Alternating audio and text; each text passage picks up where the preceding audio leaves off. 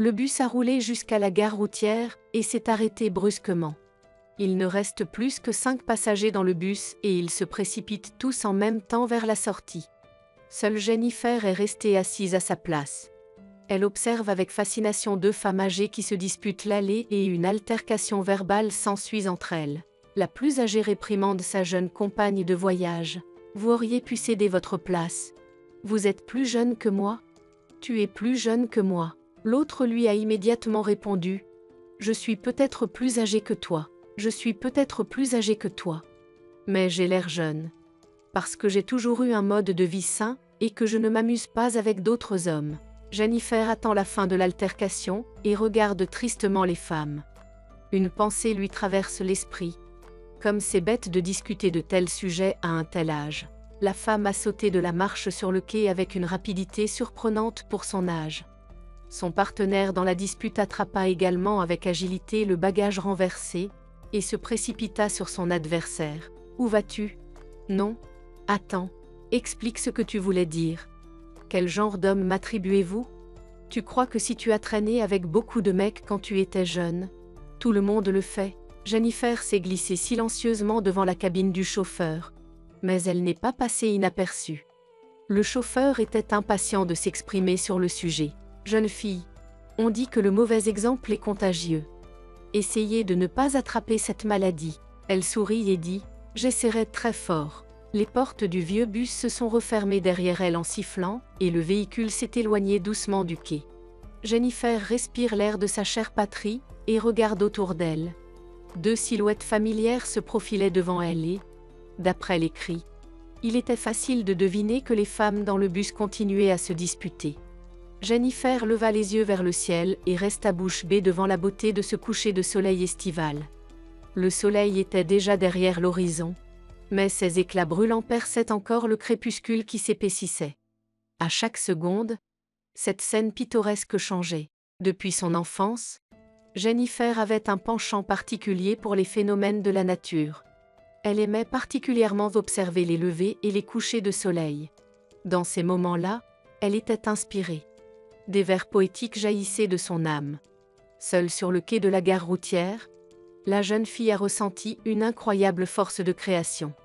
Son cerveau, excité par ce spectacle saisissant, s'est mis à rimer spontanément des mots, s'envoler vers le ciel et regarder l'horizon, où le coucher de soleil cramoisi éclabousse. J'aimerais cela parfois. Mais mon vol s'est à nouveau fondu dans un nuage léger. Jennifer était tentée d'ajouter quelques lignes à ce chef-d'œuvre lyrique de sa propre composition, mais une voix familière se fit entendre tout près. « Jennifer, es-tu là ? » Je marche et je me dis « Qui est cette statue ?» La jeune fille tressaillit, et l'inspiration qui l'avait visitée pendant quelques instants disparut. Elle regarda avec irritation celui qui avait interrompu sans cérémonie le cours de ses pensées. « Paula, est-il possible d'effrayer une personne de la sorte ? La voisine de palier n'est pas gênée le moins du monde. C'est vous qui avez failli me faire une crise cardiaque. » Debout au milieu de la rue, seule, à regarder le ciel. Je me suis dit, et si tu voyais des extraterrestres ? Et il est temps de tirer la sonnette d'alarme. Mes petits-enfants m'ont parlé des extraterrestres avec de telle passion que cela fait froid dans le dos. Jennifer a essayé de sourire. Mais ce n'était qu'un sourire en coin. Je ne crois pas aux extraterrestres et je ne vous conseille pas de vous remplir la tête avec de telles absurdités. Alors qu'est-ce que tu essayais de voir ? J'admirais juste le coucher de soleil. Ils sont uniques ici. La voisine était-elle aussi attirée par le lyrisme ? Elle jeta un coup d'œil dans la direction où Jennifer regardait et dit d'un air rêveur « C'est vrai. C'est un endroit merveilleux, et c'est magnifique. Ta mère et moi aimions le romantisme quand nous étions jeunes. Nous allions à la rivière le soir. Parfois seuls, parfois avec des messieurs. Oui, c'était l'époque. Mais il ne reste que des souvenirs. » Paula prend le sac de voyage de Jennifer. « Je te donne un coup de main. Allons-y, sinon tu vas rester comme ça jusqu'au matin. » La jeune fille tente de s'opposer à cette aide. « Tante Paula, je peux le faire moi-même. Le sac est lourd et à ton âge. C'est dangereux de faire des efforts. » La femme jette un regard désobligeant à Jennifer. « Quel genre de sous-entendu ? Quel est votre âge ? » « J'ai un peu plus de 50 ans. J'ai le plus bel âge. » Jennifer rit de bon cœur. Et tante Paula plisse à nouveau les yeux. Incrédule. Tu ne devrais pas rire. Tu crois que tu seras toujours jeune et belle? La jeune fille soupire. Voilà, tante Paula. Tu as gâché tout le romantisme. Ce n'est pas grave. Il est parfois bon de redescendre sur terre. Pensez que je vous sauve d'un désastre imminent. Après tout, il est facile de se perdre dans ses rêves. Et il est difficile de revenir à la réalité. Jennifer ne répondit pas à cette déclaration philosophique. Et sa voisine considéra son silence comme un bon signe pour poursuivre la conversation. Elle transféra son fardeau dans un autre sac et ralentit un peu le pas. Vous savez, j'étais tellement crédule quand j'étais jeune. Je croyais tout et n'importe qui. Et pour cette ouverture d'esprit, je suis vraiment désolée. Ta mère a dû te raconter comment j'ai été trompée par le fiancé de la ville. Non, je n'ai rien entendu. Dans notre famille, il n'est pas d'usage de parler de nos voisins. Une ombre triste se dessine sur le visage de tante Paula. La réponse de la jeune fille l'a apparemment déçue. Moi aussi, j'ai une attitude négative à l'égard des ragots. Mais après cet incident, on s'est longtemps moqué de moi dans notre jolie petite ville. J'ai même dû aller chez mes parents pendant un certain temps pour tout oublier. D'ailleurs, je ne suis pas revenue seule, mais avec mon mari.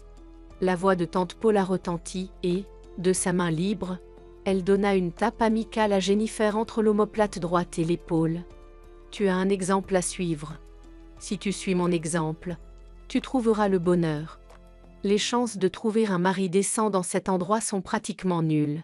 Jennifer n'eut pas à remercier sa voisine pour ses conseils parce qu'elles étaient à la porte. Jennifer se dirigeait déjà vers l'escalier, mais sa voisine l'arrêta. Prenez le sac. Je ne monterai certainement pas au 3e étage avec lui. La jeune fille prit le sac et franchit facilement la première volée de marche. Paula trouva l'ascension difficile. Elle respirait difficilement et jurait. Comment ai-je pu finir par vivre dans cette maison? Les gens normaux ont attendu qu'on construise une maison avec ascenseur. Mais ma mère n'a pas pu attendre pour améliorer ses conditions de vie. Maintenant, je dois monter tous les jours ces maudits escaliers. Et mon cœur se dit que dans 5 ans, je ramperai jusqu'à mon étage. Jennifer s'est lancée sans réfléchir. Tante Paula, tu es en surpoids. Et ce genre d'exercice est bon pour la santé. Essayez de perdre du poids et vous vous sentirez immédiatement soulagé. Le conseil de la jeune fille a provoqué une vague d'indignation chez la femme. Tu es encore jeune pour donner des conseils. Laisse ta mère maigrir. Et moi, je suis très bien comme ça. Ce discours enflammé a eu raison des dernières forces de tante Paula. Elle gravit péniblement les dernières marches et se dirigea d'une démarche traînante vers son appartement.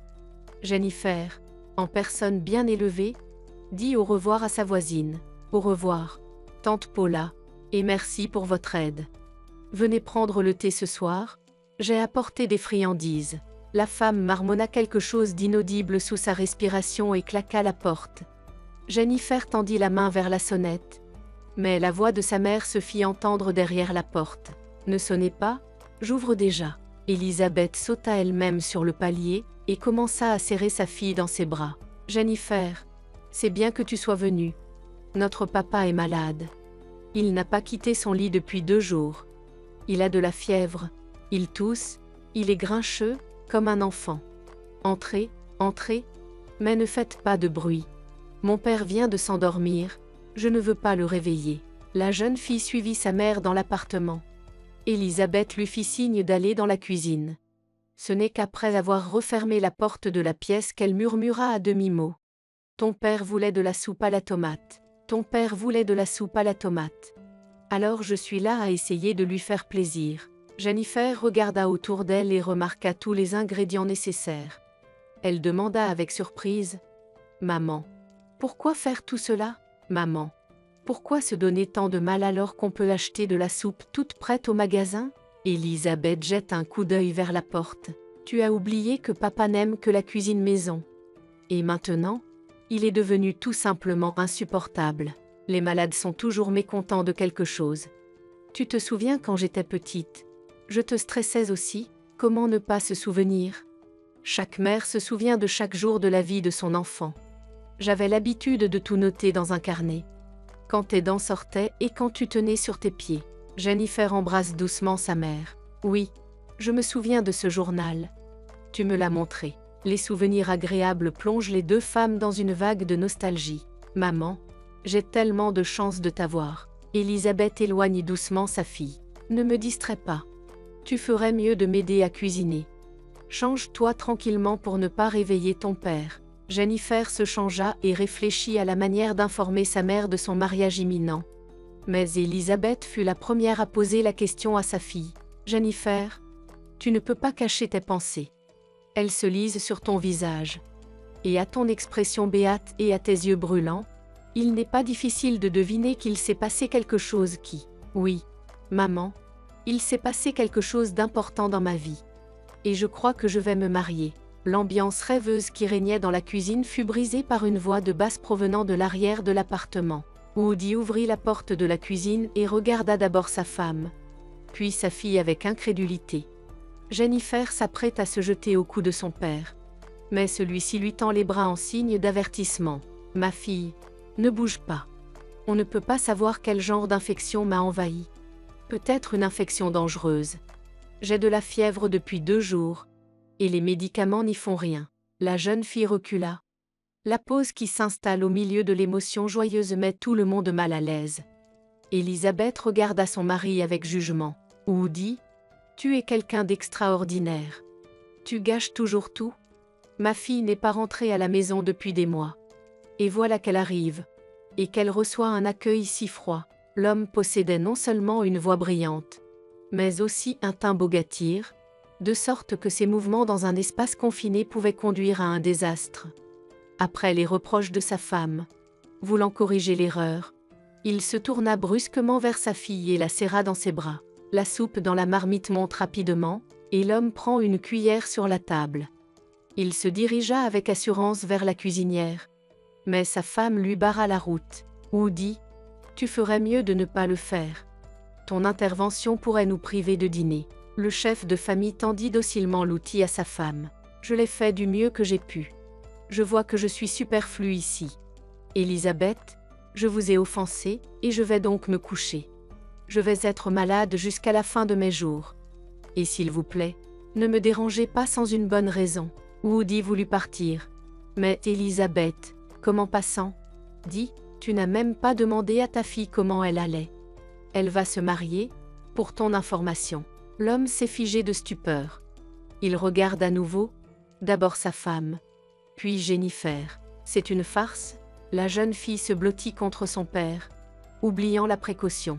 Non, papa, c'est la vérité. Je vais te dire tous mes secrets. Mais pas avant le dîner. D'accord, Woody continua dans un état de prostration. Ma fille, tu nous as certainement surpris, ta mère et moi. Non, je savais que ça arriverait un jour. Mais je ne pensais pas que ça arriverait si tôt. Papa, as-tu oublié que j'ai déjà 25 ans? Woody s'agite et commence à se masser intensément l'arrière de la tête. Elisabeth regarda son mari avec crainte et demanda « Woody, tu te sens malade? Woody, tu te sens encore malade? Eh bien, tu n'as pas à t'inquiéter pour rien. Va t'allonger. Je vais te donner des médicaments. Elisabeth, notre fille va se marier, et tu dis que ce n'est rien. » Les épaules de l'homme s'affaissèrent et il alla s'asseoir sur le canapé, où Elisabeth lui avait installé un hôpital de jour pour la durée de sa maladie. Jennifer regarda ses parents et une chaude vague de gratitude traversa son cœur pour les personnes qui lui avaient donné la vie. Elle savait qu'il l'aimait beaucoup, mais elle ne pensait pas que son père serait aussi inquiet lorsqu'il apprendrait le mariage imminent de sa fille. En fait, depuis que Jennifer se souvient, Woody a toujours été pour elle un modèle de fiabilité et d'intégrité. Elle absorbait chaque mot de son père et essayait de lui ressembler en tout. Le fait que Woody travaille à la boulangerie locale est une grande source de fierté pour la jeune fille. L'homme se levait tous les jours à 5 heures du matin et prenait un petit déjeuner très rapide. Un jour, la petite fille a demandé « Papa, pourquoi ton travail commence-t-il si tôt? Tout le monde dort encore et toi tu travailles déjà. » Il répondit d'un air important « J'ai une tâche importante à accomplir. Je dois livrer du pain frais à tous les magasins. Les habitants de notre ville se réveilleront, iront au magasin, et là, sur les étagères, les attendra du pain frais sorti du four. » Dans l'imagination de la petite fille, Comment peut-on cuire autant de pain dans un seul four pour qu'il y en ait assez pour tout le monde? Mais Woody avait une réponse à chaque question. Et il a essayé d'expliquer à la petite fille le processus de cuisson du produit principal. Dans notre usine, Jennifer, les fours ne sont pas simples, ils sont énormes. Et c'est un homme qui les fait fonctionner. Tu veux dire qu'ils sont comme des machines? Vous avez bien compris. Oui, ce sont des machines où l'on peut régler la température, le temps et d'autres choses. Woody parle avec passion de la façon dont ils sortent les miches de pain et les chargent dans la machine. Jennifer regarde son père avec des yeux pleins de joie et d'étonnement enfantin. Son histoire avait fait une forte impression sur l'esprit de l'enfant.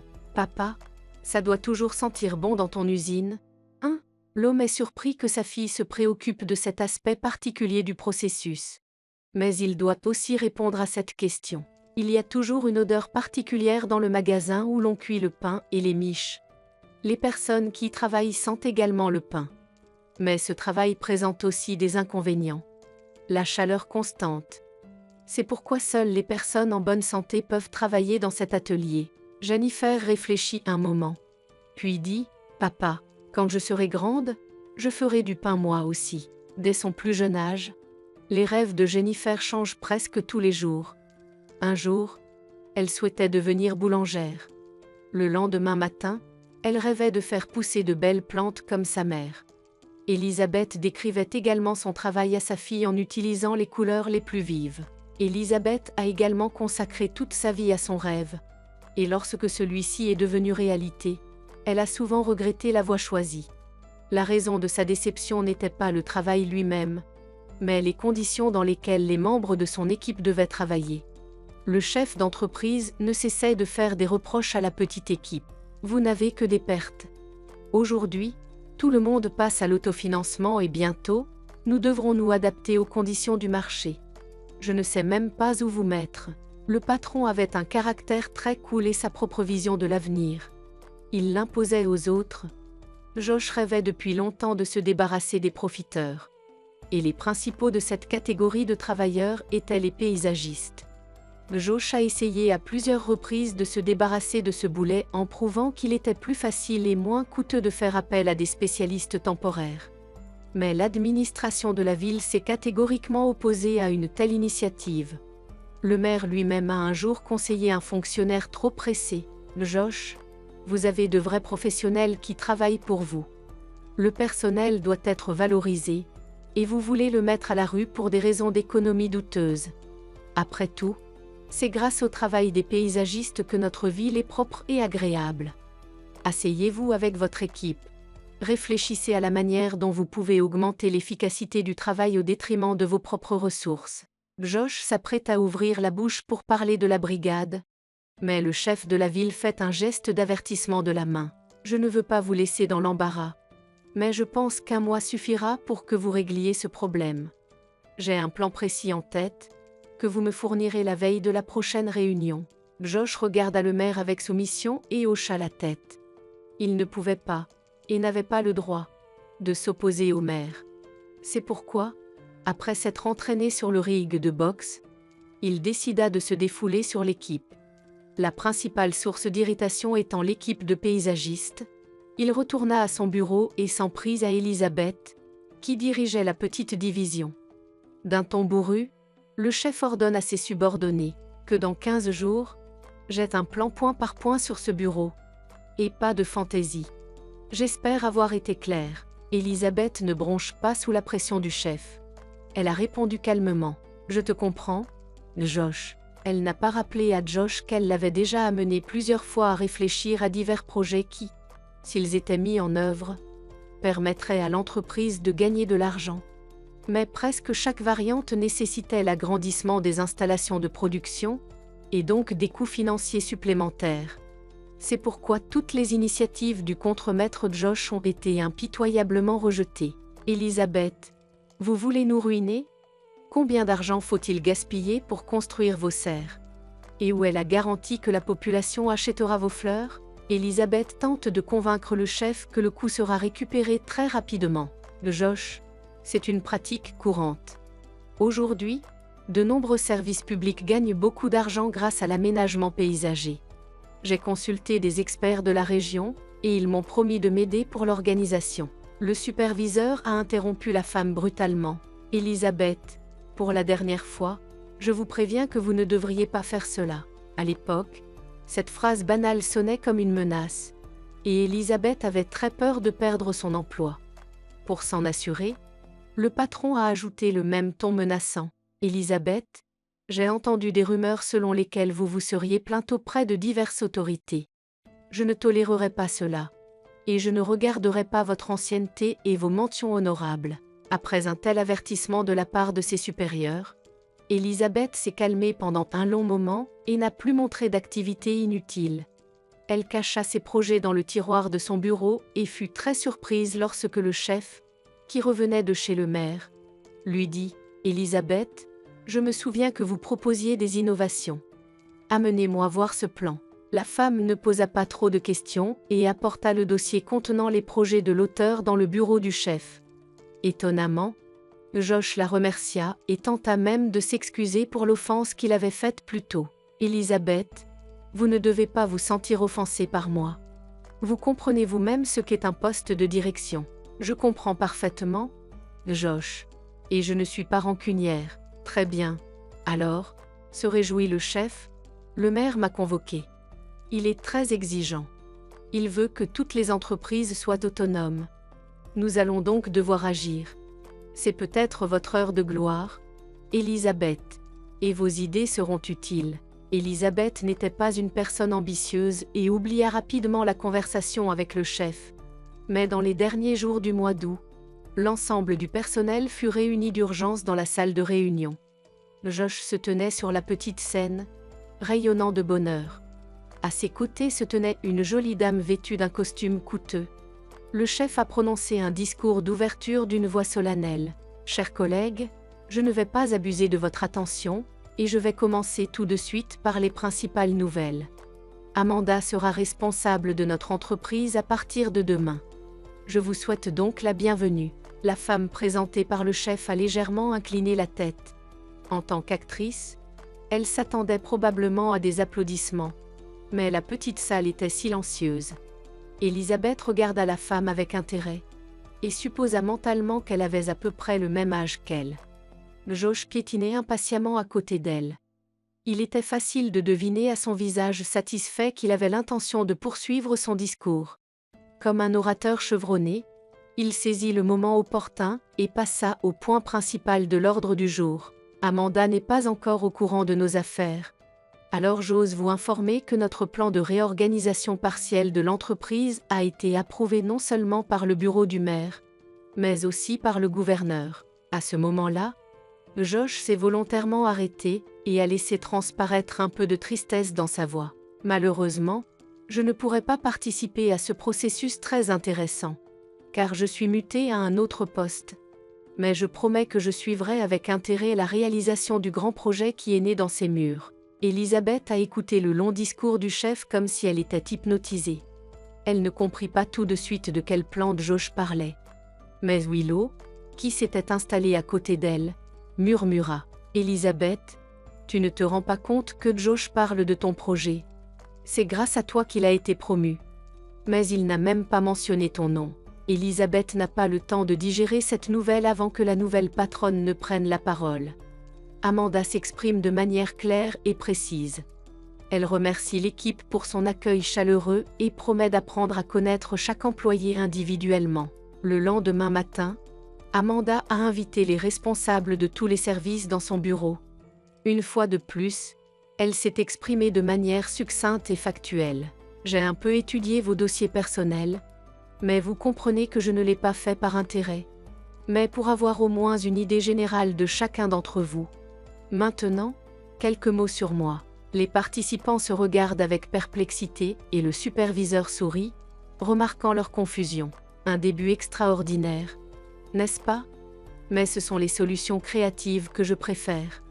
Après tout, je suis une personne progressiste par nature, je détruis donc volontiers les vieux stéréotypes. Et je crois que dans tout collectif de travail, tout le monde devrait avoir les mêmes droits. Mais il ne faut pas oublier les responsabilités. Elles sont connues pour être différentes. En d'autres termes, elles dépendent du poste occupé. Les participants à la réunion ont presque simultanément prononcé le sacramental. C'est parti. Cette courte phrase a grondé dans le bureau et, lorsqu'elle a touché le mur, elle s'est figée. La nouvelle superviseuse a supporté le grondement de mécontentement et la pause qui l'a suivie. Puis elle dit, presque joyeusement, « Je veux m'attarder un peu sur les obligations. Je voudrais m'attarder un peu sur les obligations et vous rappeler que la chose la plus importante est la discipline. Tous les problèmes commencent par un manquement aux règles de production. C'est pourquoi je vous demande à tous d'effectuer un travail approprié au sein de vos équipes. Je ne veux effrayer personne, mais nous nous débarrasserons de ceux qui ne s'adaptent pas au régime de travail. Ce sera tout.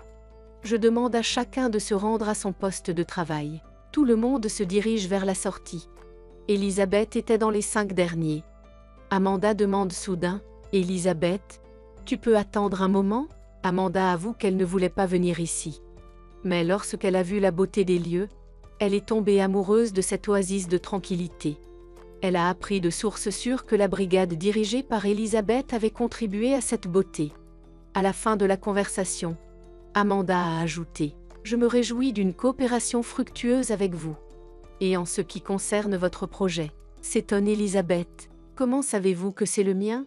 Amanda sourit. « Ma secrétaire m'en a parlé hier. » Elisabeth rentra chez elle aussi vite que si 2 ailes lui avaient poussé. C'était la première fois depuis des années qu'elle rentrait du travail de si bonne humeur. Bien sûr, ce changement n'a pas échappé au regard perspicace de Woody. « Elisabeth, on dirait que tu as gagné un Oscar. » Elisabeth le repousse d'un revers de main. « Non. Alors pourquoi rayonnes-tu comme ça ?» Elisabeth s'est rapidement attelée aux tâches ménagères et s'est préparée à servir le dîner à sa famille. Après la dernière question de son mari, elle s'assit sur la table et expira comme avant de se jeter à l'eau. « Je ne t'ai jamais parlé de mon travail, mais aujourd'hui je vais le faire. Woody, un nouveau superviseur nous a été envoyé. Josh a été promu. J'ai eu une conversation avec le nouveau superviseur aujourd'hui. Je n'arrive pas encore à me décider. On dit que les premières impressions sont trompeuses. Mais je pense que c'est une bonne personne. » Absorbée par la conversation, les parents n'ont pas remarqué que Jennifer se faufilait dans la cuisine. Lorsque sa mère s'est arrêtée, la jeune fille a dit, « Nous avons une nouvelle fille dans notre famille. Nous avons aussi une nouvelle fille dans notre classe. Et quelque chose me dit que cette fille est la fille de votre patron. Elle s'appelle Nathalie Miller. » Elisabeth a reporté son regard sur sa fille et a dit d'un air confus, « Je suppose que tu as raison. Notre patronne porte aussi le nom de Miller. C'est une femme très gentille. » Jennifer grimace. « Maman, ta patronne est peut-être gentille, mais sa fille ne l'est pas. Les filles, dînons d'abord. Puis vous pourrez avoir un peu d'intimité ici et discuter jusqu'au matin. » La moitié féminine de la famille s'exécuta. Mais pendant le repas, la fille et sa mère échangèrent des regards ambigus. Après avoir apaisé sa faim, Woody s'installe confortablement sur son canapé préféré. Mais le lendemain, l'homme regrette d'avoir refusé d'être présent lors de la discussion sur les nouveaux visages. Comme d'habitude, il se présente au travail à 6 heures et s'occupe de l'enfournement des produits de boulangerie. Une ouvrière qu'il connaît lui fait une confidence. « Woody, il se passe beaucoup de choses ici. Tu as appris que notre directeur a été démis de ses fonctions ?» L'homme s'étire paresseusement. « Non, je n'en ai pas entendu parler. Ce ne sont que des ragots. Pourquoi devrait-il être démis de ses fonctions ?» La femme persiste. « Je le sais de sources sûres. Ma voisine travaille au bureau du procureur comme femme de ménage et elle a entendu dire que notre directeur a déjà fait l'objet de poursuites pénales. » La femme se crispe, essayant de se souvenir du libellé de l'article du code pénal. Puis fait un signe de la main. « Je comprends ce genre de machination. » L'ouvrier qui avait fini de charger a confirmé cette version. « Woody, tu es à la traîne. Toute la ville est déjà au courant. On dit que le nouveau directeur arrive d'un jour à l'autre. » Le nouveau directeur s'est présenté à la guérite dans une luxueuse voiture étrangère. Lui aussi avait l'air respectable, mais il se comportait comme s'il était le chef d'un autre État. Les employés de la boulangerie chuchotaient leurs opinions. Woody a gardé ses opinions pour lui. Il fut seulement surpris d'apprendre que le nouveau directeur s'appelait Miller. Au dîner, Il annonça la nouvelle à sa famille. Les gares, devinez quoi? Les gares, devinez quoi? Nous avons aussi un nouveau directeur. Et vous ne le croirez pas, mais le nom de famille du nouveau directeur est Miller. Je me demande d'où vient cette joyeuse famille. Et ce que ce trio a fait de si remarquable pour qu'on ait supprimé les 2 directeurs d'un seul coup. Jennifer affiche un sourire énigmatique. Quel arriéré vous faites? Vous ne savez rien. D'accord, je vais satisfaire votre curiosité. Toute leur famille est venue de Suisse. Les parents de Nathalie travaillaient là-bas. Mais ils ont dû retourner dans leur pays. Woody ne peut cacher sa surprise. Oh, quel détail! Qui t'a raconté tout ça? Nathalie n'est pas une mauvaise fille. Elle m'a invité chez elle. Mais ensuite, quand ils seront installés dans le nouvel appartement, Jennifer ferme les yeux et dit rêveusement, « Maman, papa, vous savez, on leur a offert un appartement gratuit dans l'ancien bâtiment. Mais ils l'ont refusé et ont acheté un appartement dans le nouveau gratte-ciel. Ils ont beaucoup d'argent.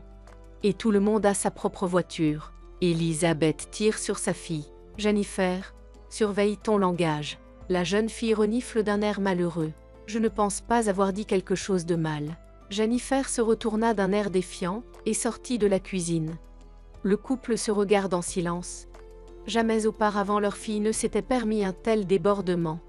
C'était la première fois qu'elle leur parlait sur un ton aussi effronté et qu'elle se comportait de manière provocante. Mais ce n'était que le premier choc, qu'ils avaient oublié le soir venu. Nathalie a soufflé un vent puissant dans la vie de Jennifer. Elle changea complètement les perspectives de cette fille modeste, qui avait une réputation d'excellence. Elisabeth et Woody ne plaisantent pas et s'inquiètent pour leur fille. Car celle-ci, toujours calme et équilibrée, commence à faire preuve de désobéissance. Mais il n'y a pas que le caractère de la fille qui a changé. L'influence de la nouvelle petite amie se fait sentir dans tous les domaines. Ses centres d'intérêt, sa façon de s'habiller, ses relations avec ses camarades de classe. Jennifer a également commencé à parler à ses parents d'égal à égal. Un jour, elle a décidé de changer radicalement d'apparence, sans même consulter sa mère. Lorsque celle-ci apparaît le soir après une promenade, Elisabeth ne reconnaît pas tout de suite sa fille. Le visage de la jeune fille était peint et ses cheveux étaient relevés sur le dessus de la tête. La femme se serre le cœur. « Jennifer, qu'est-ce que tu t'es fait ?» La fille avait une attitude belliqueuse. « Rien de particulier.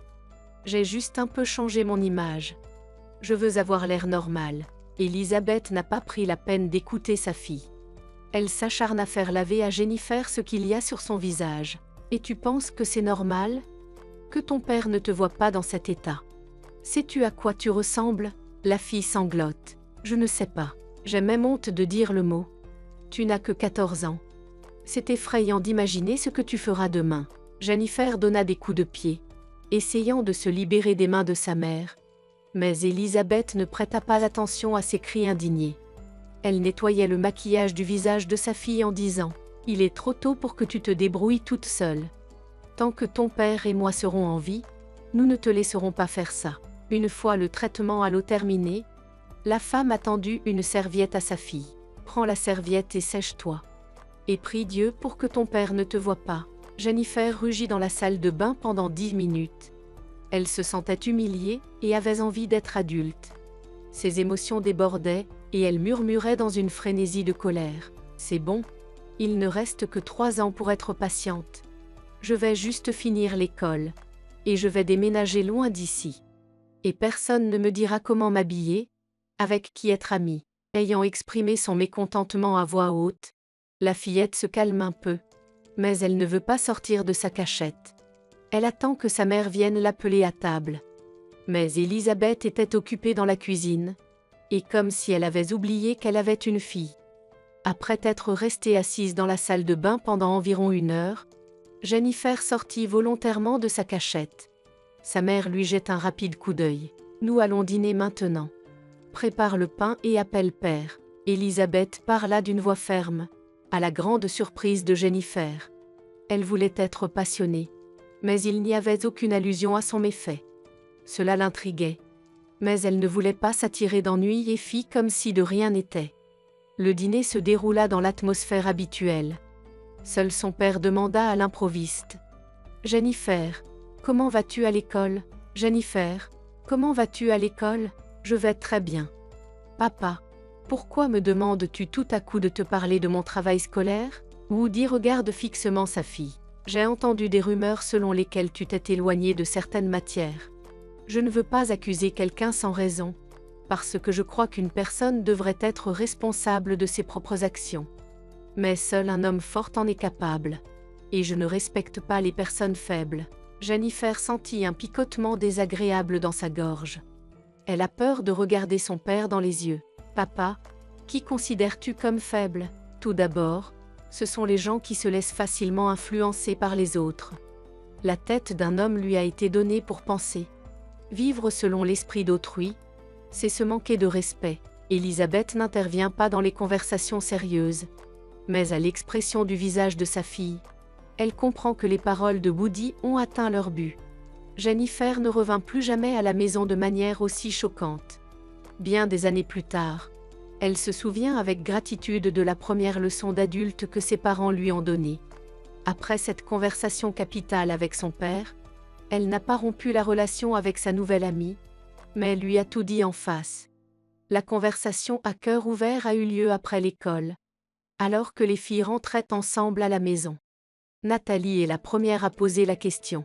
Jennifer, tu n'as pas l'air d'être toi-même aujourd'hui. Au contraire, je suis redevenue comme avant. Et c'est grâce à mes parents. Quand bien même, si je vous comprends bien, vous pensez que j'ai une mauvaise influence sur vous? Jennifer marque une pause. Nathalie, asseyons-nous.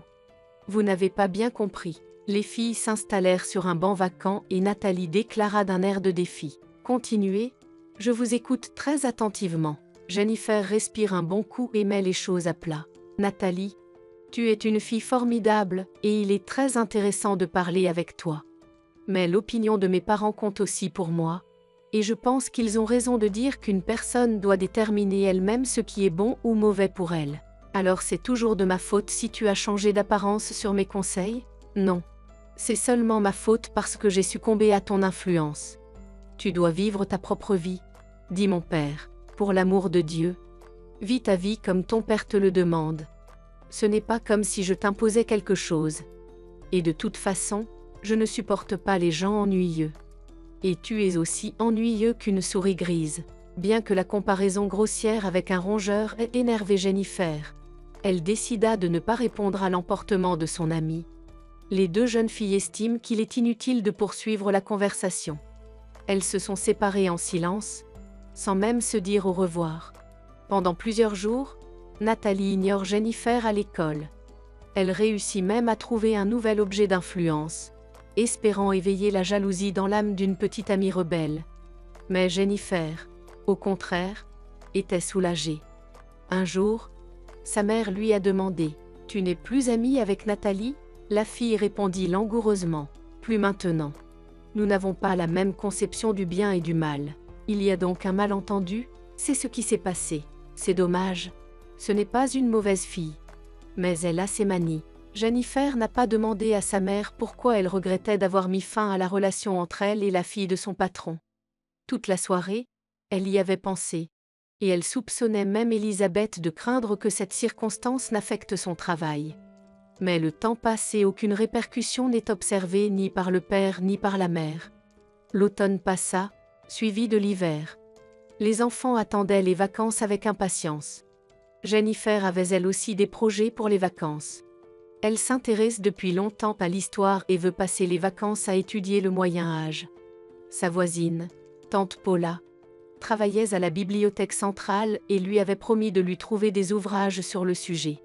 C'est dans cet état d'esprit que la jeune fille se rendit à l'école. Mais un cri lui fit oublier ses projets. Il s'agissait d'un cri tout près d'elle. « Oh, oh, oh, que quelqu'un m'aide !» Les mots se mêlaient aux pleurs, mais Jennifer reconnut immédiatement la voix de son amie frustrée. Elle se précipita vers les cris et s'arrêta net. Non loin de l'entrée de l'école, Nathalie se tordait de douleur sur la route glacée. Une tante inconnue était déjà à ses côtés. « Je vais appeler une ambulance. »« Comment diable es-tu tombée si malencontreusement ?» Nathalie grogne à travers ses larmes. « C'est que tout le monde se moque de tout dans ta misérable petite ville ?» Le verglas est terrible et les services publics se déchaînent. Au moins, ils saupoudreraient un peu de sable. Je vais leur faire un procès. Jennifer s'est précipitée vers la victime, mais a failli tomber à son tour. Pendant ce temps, la tante appelle l'hôpital. Ma fille. Comment tu t'appelles? Répondit Nathalie avec colère. Je m'appelle Miller Nathalie. Mon père est le directeur de la boulangerie. Je vais tout lui dire et il va mettre de l'ordre dans votre ville. Sous le coup de l'émotion, la jeune fille oublia sa jambe blessée et fit un mouvement imprudent. Mais aussitôt, elle poussa un cri de douleur. Oh, je n'en peux plus. Maintenant, je vais mourir sur place à cause du choc de la douleur. Et ensuite, le directeur sera définitivement mis à l'écart par mon père. Jennifer s'accroupit à côté de la femme blessée et lui rappela calmement. Nathalie, ne crie pas et réfléchis à ce que tu dis. Après tout, la directrice de la compagnie d'électricité est ta mère. C'est elle que tu veux mettre en prison? Nathalie ouvre la bouche de surprise. Elle n'eut pas le temps de réfléchir, car à ce moment-là, une ambulance arriva sur les lieux. Sans plus attendre, les ambulanciers prirent Nathalie sous les bras et la conduisirent jusqu'à la voiture. Elle sautillait sur une jambe et rugissait bruyamment. Qu'est-ce qui va m'arriver maintenant? Est-ce que je vais rester infirme? L'infirmier lui hurle dessus. Jeune fille, arrêtez de faire l'hystérique. Nous allons vous emmener au centre de traumatologie. Ils vont vous faire un scanner, et ensuite le gentil docteur va vous mettre un plâtre. Nathalie se mit à hurler.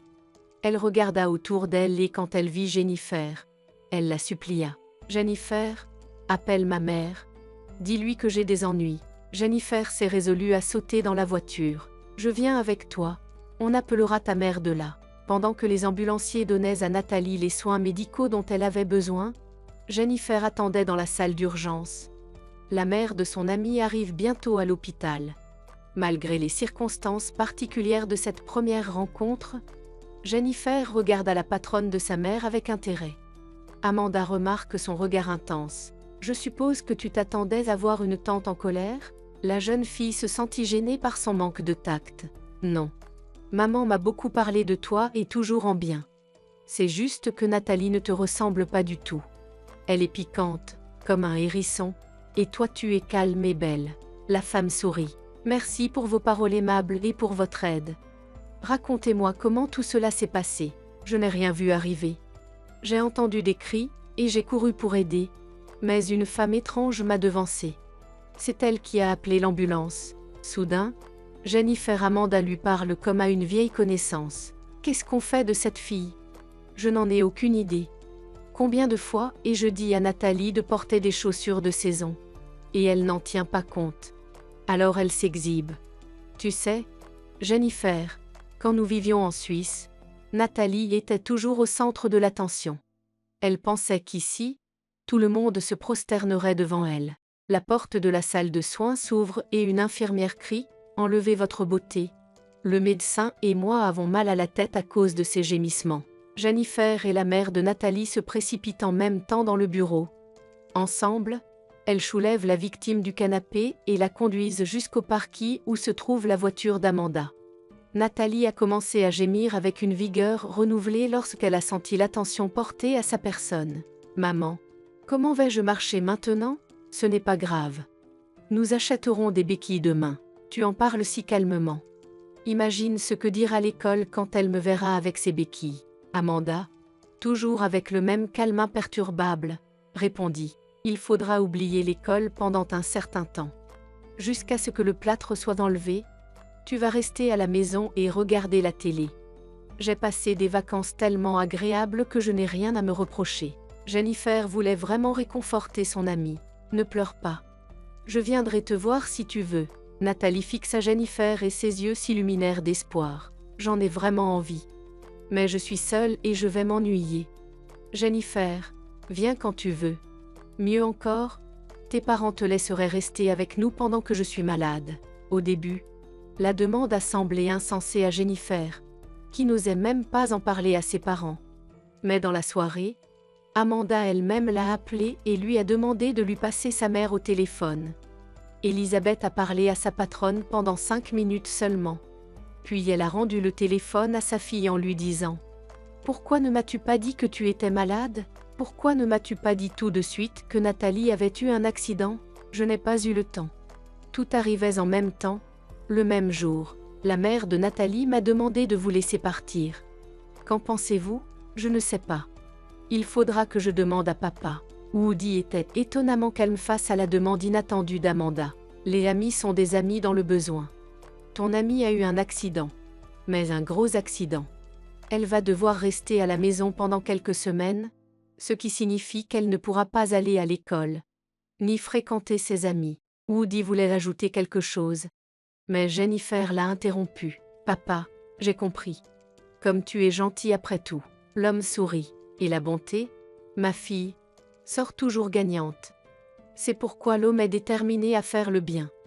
Même les méchants ne peuvent pas résister au pouvoir de la bonté. Le lendemain, Jennifer prépara les affaires nécessaires et se rendit chez Miller. Nathalie était vraiment contente de la voir. Jennifer, tu es une vraie amie. Tu ne vas pas le croire, mais je me sens tellement bien. Toi et moi allons passer un Noël fantastique ensemble. Et à partir de maintenant, nous ne serons plus jamais séparés. Les souhaits de Nathalie se sont réalisés dans presque tous les domaines.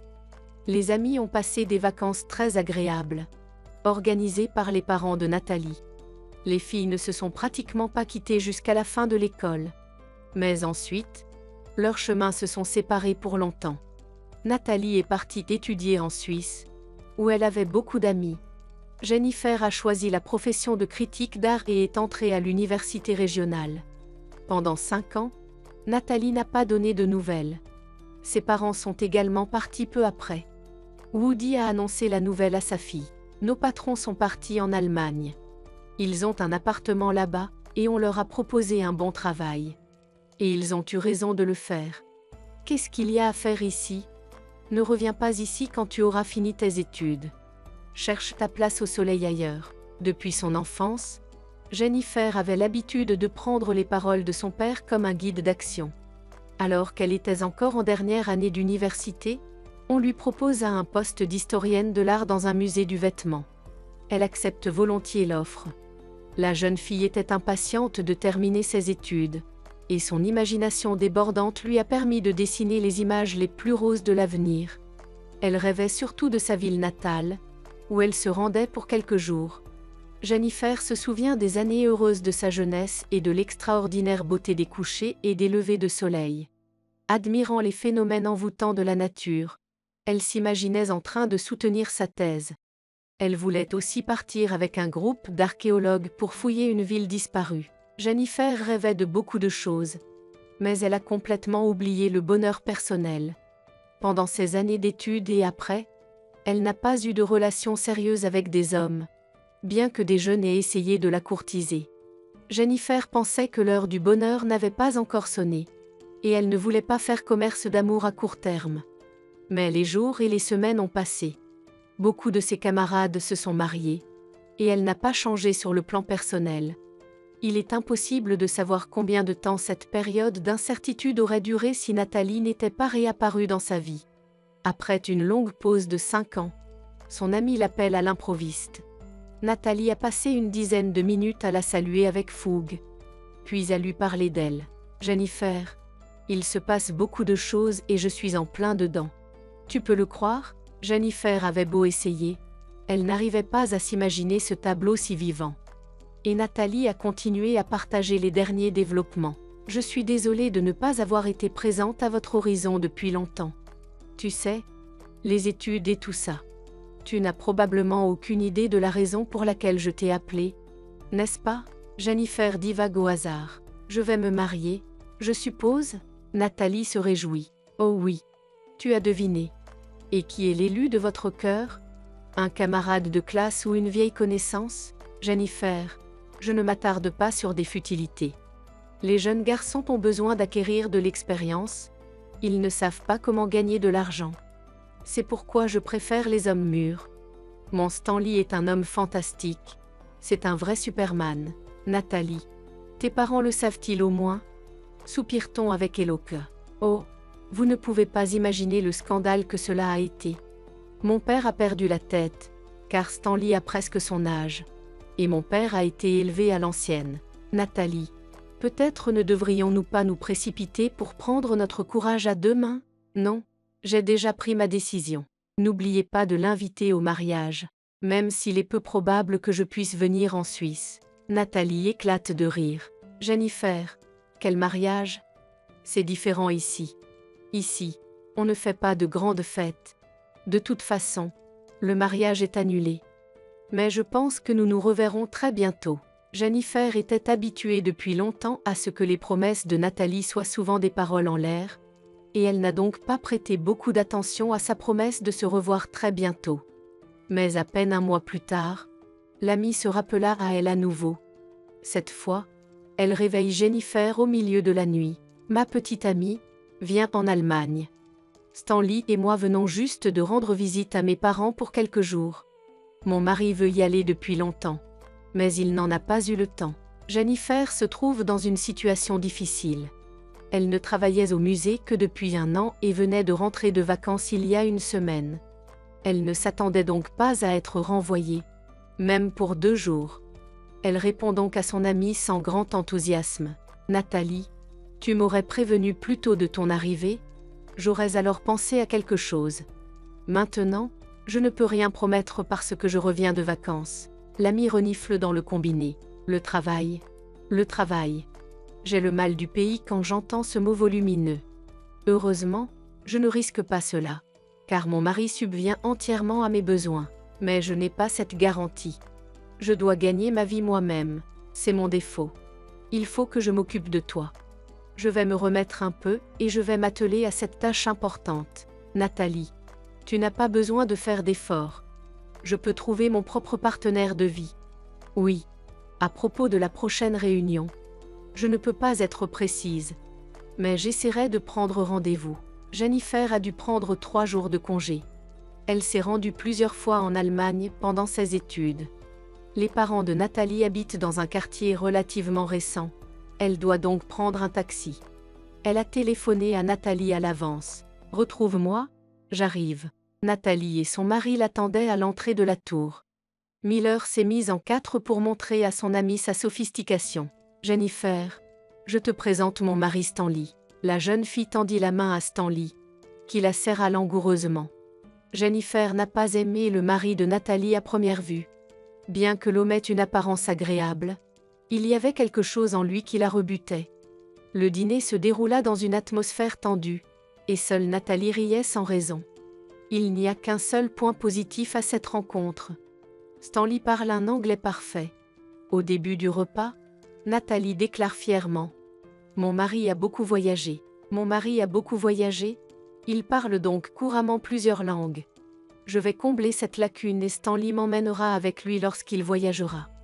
N'est-ce pas, chérie? Nous n'avons pas tendance à mélanger les affaires professionnelles et personnelles. Par conséquent, Nathalie, il n'est pas question que nous voyagions ensemble. Mais je peux t'organiser des vacances à tout moment. Ma mère adore voyager. Elle serait ravie de vous tenir compagnie. Nous avons une attitude très différente à l'égard du mariage. Et je suis également convaincue que les époux ne doivent pas interférer l'un avec l'autre. Amanda n'en peut plus. Alors on ne voit pas pourquoi vous devriez vous marier si vous vivez avec votre mari en tant que voisin. » Un sourire serein se figea sur le visage de son gendre.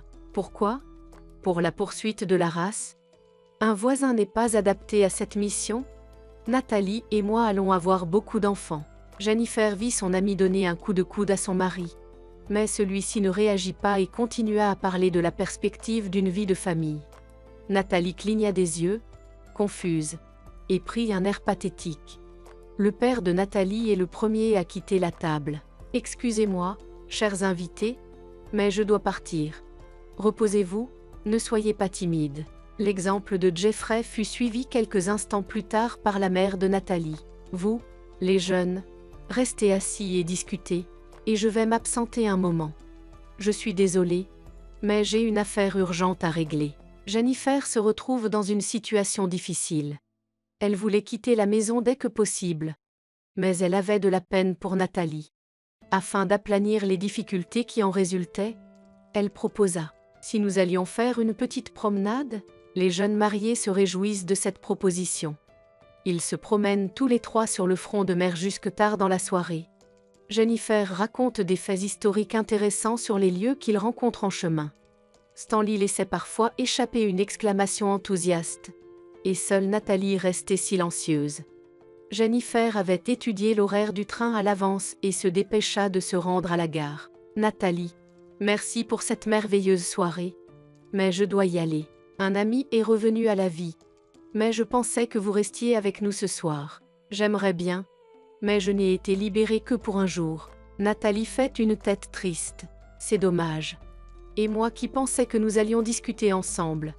Eh bien, puisque c'est le cas, laissez-moi vous accompagner jusqu'à la gare. Jennifer n'a pas le temps de répondre par l'affirmative, car Stanley l'a devancée. Il montra sa montre à sa femme et tapa du doigt sur le cadran. Nathalie, il est trop tard. Il est temps d'aller se coucher. Son ami détourna son regard. Désolé, Stanley est au régime. Je lui fais tout faire à l'heure. Alors que les jeunes femmes discutent, un homme arrête un taxi. Nathalie, nous devons aller à l'hôtel. Nathalie sourit d'un air coupable.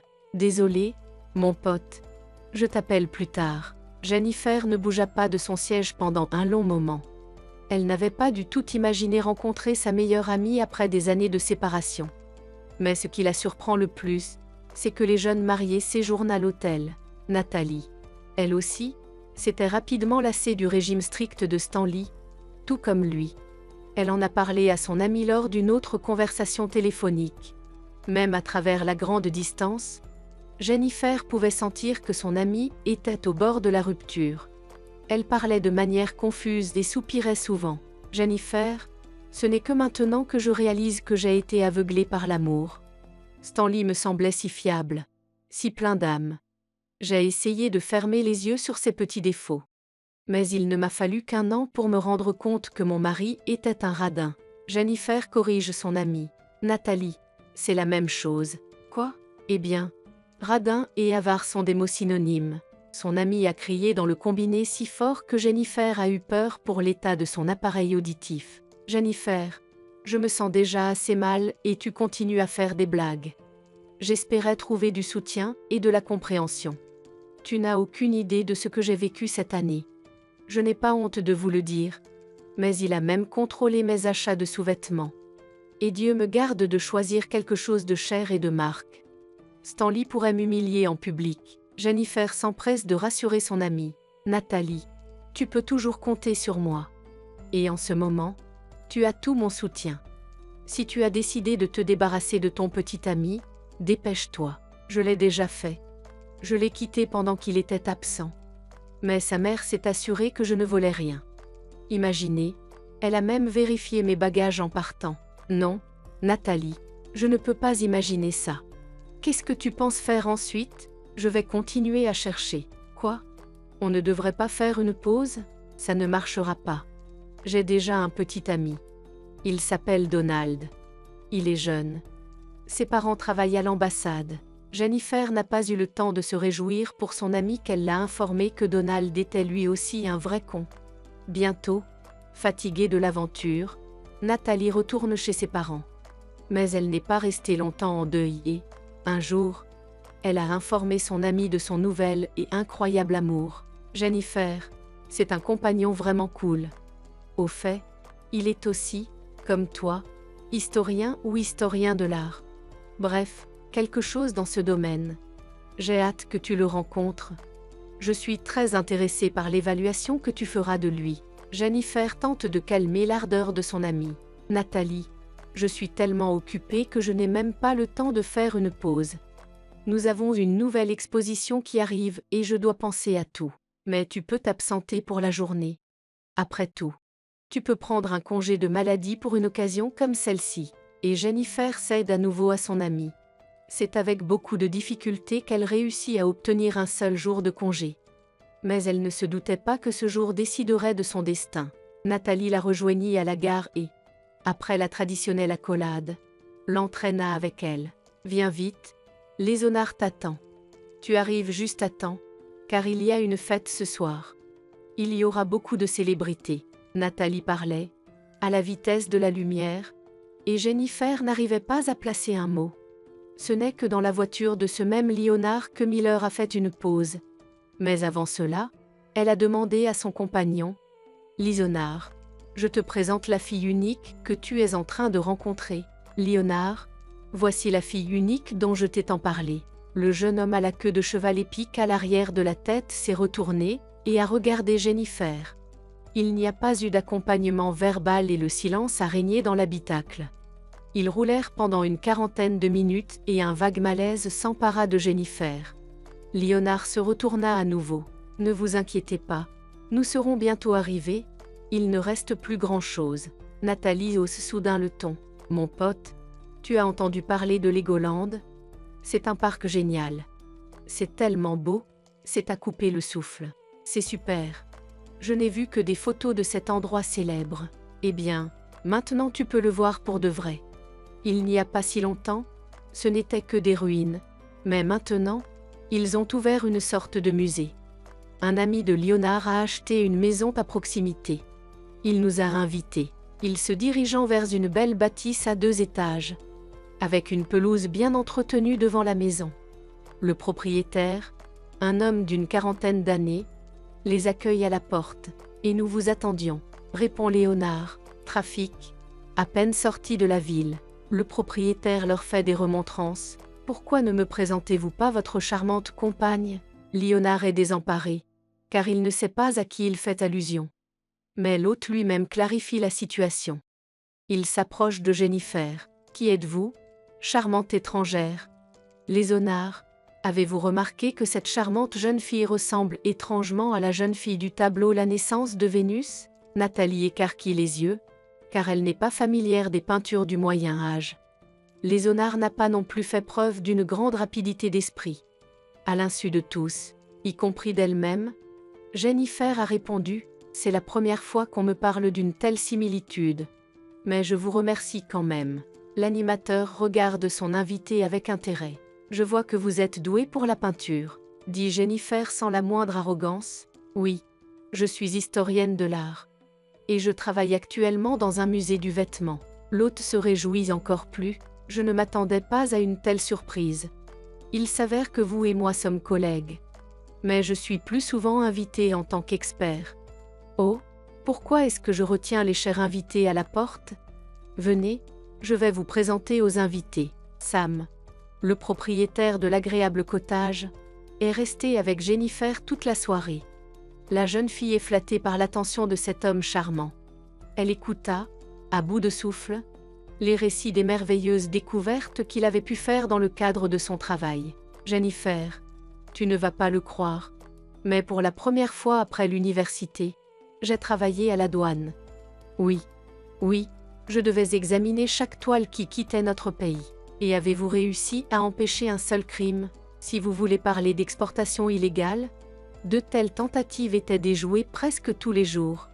C'était un travail très intéressant, mais j'ai dû le quitter. Pendant un instant, l'homme devint triste et Jennifer comprit que son changement d'humeur était dû à quelque chose de personnel.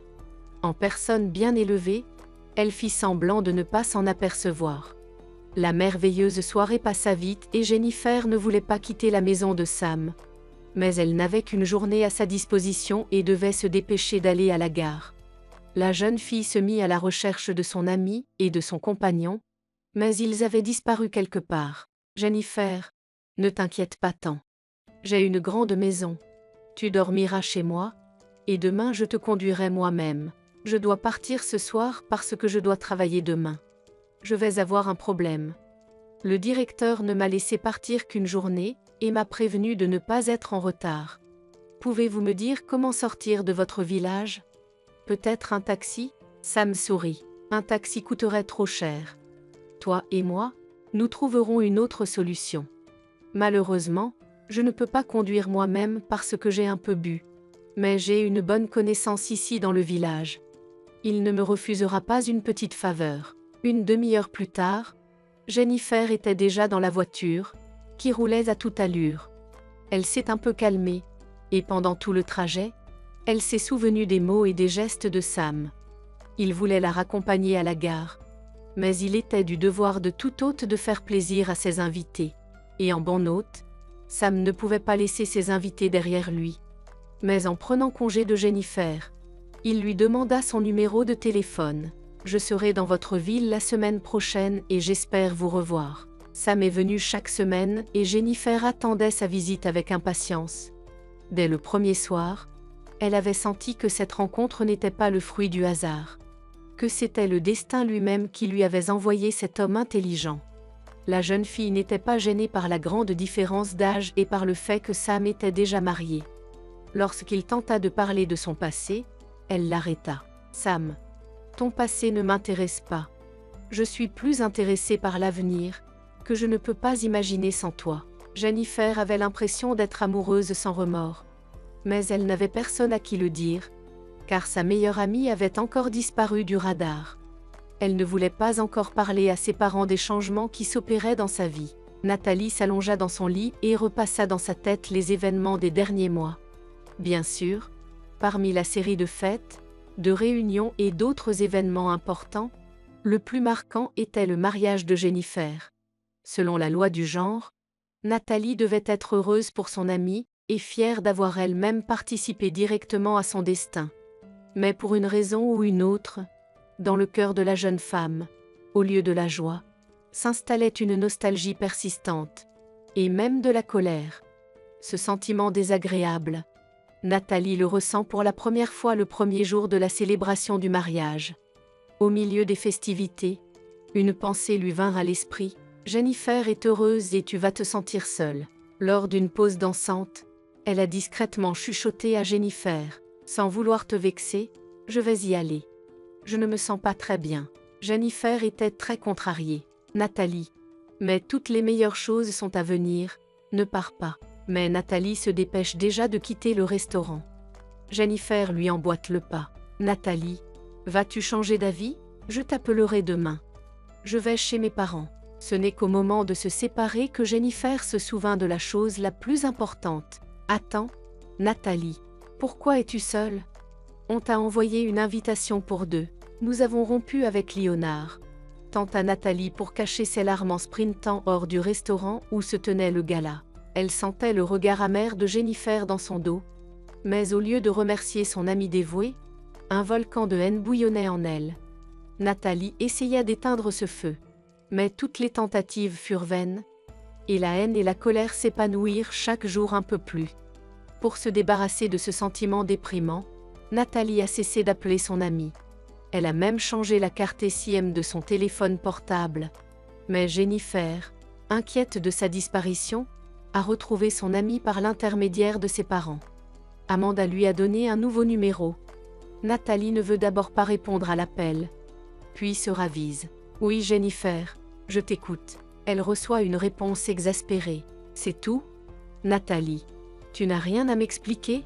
Nathalie a même souri. « J'ai vraiment décidé de vivre en reclus pendant un certain temps. Donc je ne parle à personne et je ne réponds pas à mon téléphone. On croirait que tu as une dent contre le monde entier. Non, je ne veux pas interférer avec le bonheur de quelqu'un d'autre. » Elle n'attend pas la réponse de Jennifer et éteint son portable. Mais même une brève conversation téléphonique avec son ami avait réveillé de mauvais sentiments dans son âme. La première fois, la colère indomptable avait même effrayé Nathalie. Mais elle s'était ensuite habituée à cette boule piquante, qui se cachait quelque part sous le cœur. Ses parents ont commencé à remarquer que quelque chose n'allait pas chez leur fille. Et un jour, Amanda, n'en pouvant plus, a décidé d'avoir une discussion sérieuse avec elle. « Nathalie, peux-tu au moins m'expliquer ce qui t'arrive ?» Elle ne s'attendait pas à ce que sa mère lui dise cela, et elle s'est donc immédiatement tue. Sa réponse fut brève. « Maman, est-ce que je vais bien? C'est juste que ces derniers temps, je réfléchis de plus en plus au sens de la vie. » Amanda se réjouit. « C'est bon signe. Si tu penses ainsi, c'est qu'il est encore possible de changer les choses. De quelle manière, par exemple? Tu pourrais trouver un emploi ou changer d'endroit où tu habites. D'accord. Où est-ce que je déménagerais? Dans une résidence universitaire. Je suis sûre que tu ne t'y ennuieras pas. » Amanda a pris sa fille dans ses bras. Elle se montre rarement tendre, ce qui surprend Nathalie. « Maman, qu'est-ce qui ne va pas ?» La femme rit. « Tout d'abord, Je vais essayer de te trouver un travail non poussiéreux mais bien rémunéré. On a besoin d'avocats partout de nos jours. Ensuite, je ne voulais pas m'avancer. Mais je vais devoir le faire. Papa et moi avons décidé de te donner un appartement. C'est petit. Seulement 2 pièces. Mais c'est suffisant pour une fille. Nathalie ne s'attendait pas à un cadeau aussi généreux. La joie emplit tout son être et elle exécuta une étrange danse dans la cuisine. La tension disparaît et les 2 femmes rient de bon cœur. Le lendemain, la famille Miller est allée visiter le nouvel appartement. La pendaison de crémaillère, bien qu'elle cause beaucoup de problèmes, apporte beaucoup de positivité. Pendant plusieurs mois, Nathalie a couru les magasins de meubles. Elle a engagé les designers les plus célèbres pour créer, avec leur aide, un intérieur unique dans son appartement. Bien sûr, ses parents ont payé pour tous les plaisirs de sa fille. Mais la frénésie de l'appartement a été de courte durée, et Nathalie s'est à nouveau étiolée. Elle souhaitait vraiment avoir une nouvelle relation, mais les hommes ne faisaient plus attention à elle. Nathalie a analysé tous les événements. Elle a essayé de trouver le coupable de ce désintérêt général. Après mûre réflexion, elle s'est soudain rendue compte qu'elle avait eu la poisse. Alors que Nathalie était presque installée dans son nouvel appartement, sa mère vint soudain lui rendre visite en plein milieu de la journée.